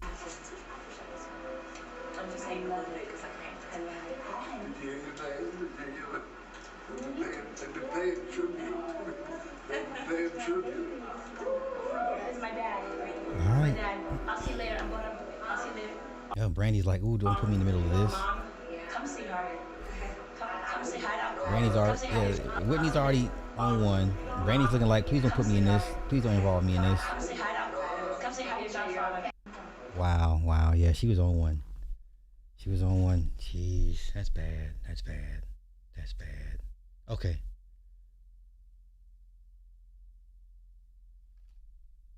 Did Houston really fall? Whitney Houston's estate is strongly denying Oprah Winfrey's recent claims about an onstage incident in 2009. Oprah, speaking at a major festival in France, described how Houston allegedly fell during a performance while under the influence of drugs. Winfrey said she had a trusting relationship with her studio audience and asked them to keep the alleged fall a secret. After Oprah's remarks became public, the Houston family quickly released a statement to the media disputing her account. Should this concern us? Share this. Okay. Let's see.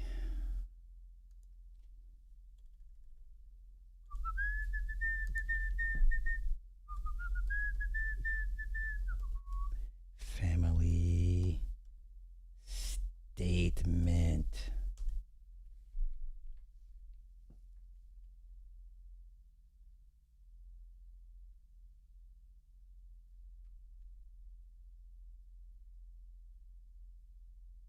Okay, so let's go here.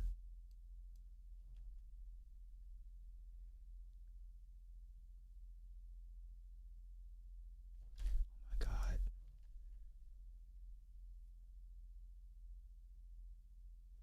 So, from the 2009 interview on the Oprah Winfrey Show, Whitney absolutely fell off stage, but it was during a sound check, and it was due to the darkness of the area and her unfamiliarity with the stage.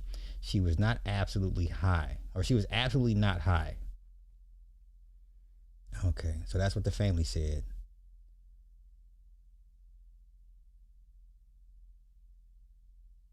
So that's what the estate said. What the studio audience witnessed on stage was the result of discipline, talent, and commitment, not the assumptions others project. Whitney's humanity included triumphs and struggles, but on that day, she showed up as the professional and gifted artist she always worked to be. We owe her the dignity of telling the truth and not repeating myths.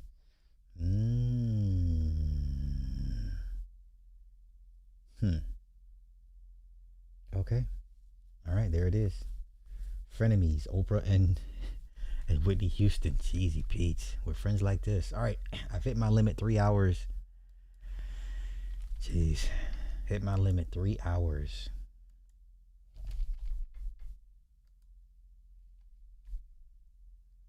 All right, tomorrow we'll do more Candace Matthews expose. Yikes. Okay. Anything else? Whitney? No. That. Okay.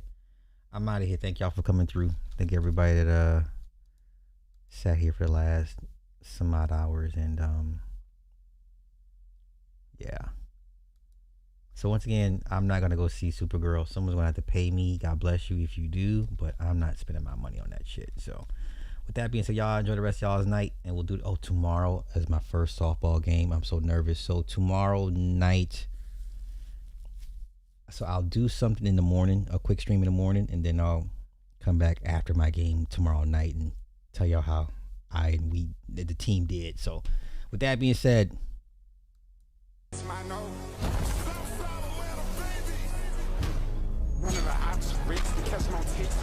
wait, the poll.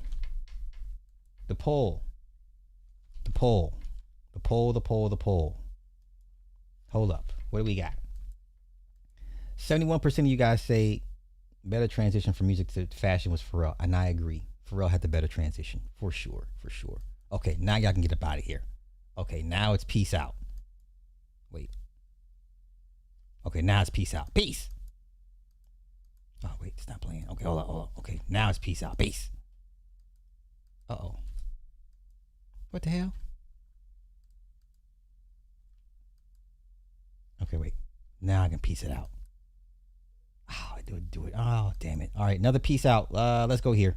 All right, peace. Walking that bitch like, how the hell y'all doing? How y'all feeling today? Ready to turn myself in down at the station. I made a killing today. Always gonna be money. Always gonna be hoes. Always gonna be something. The only thing you got is your word. I put that shit on my mama. No, you really just can't get comfy. Gotta keep at it, but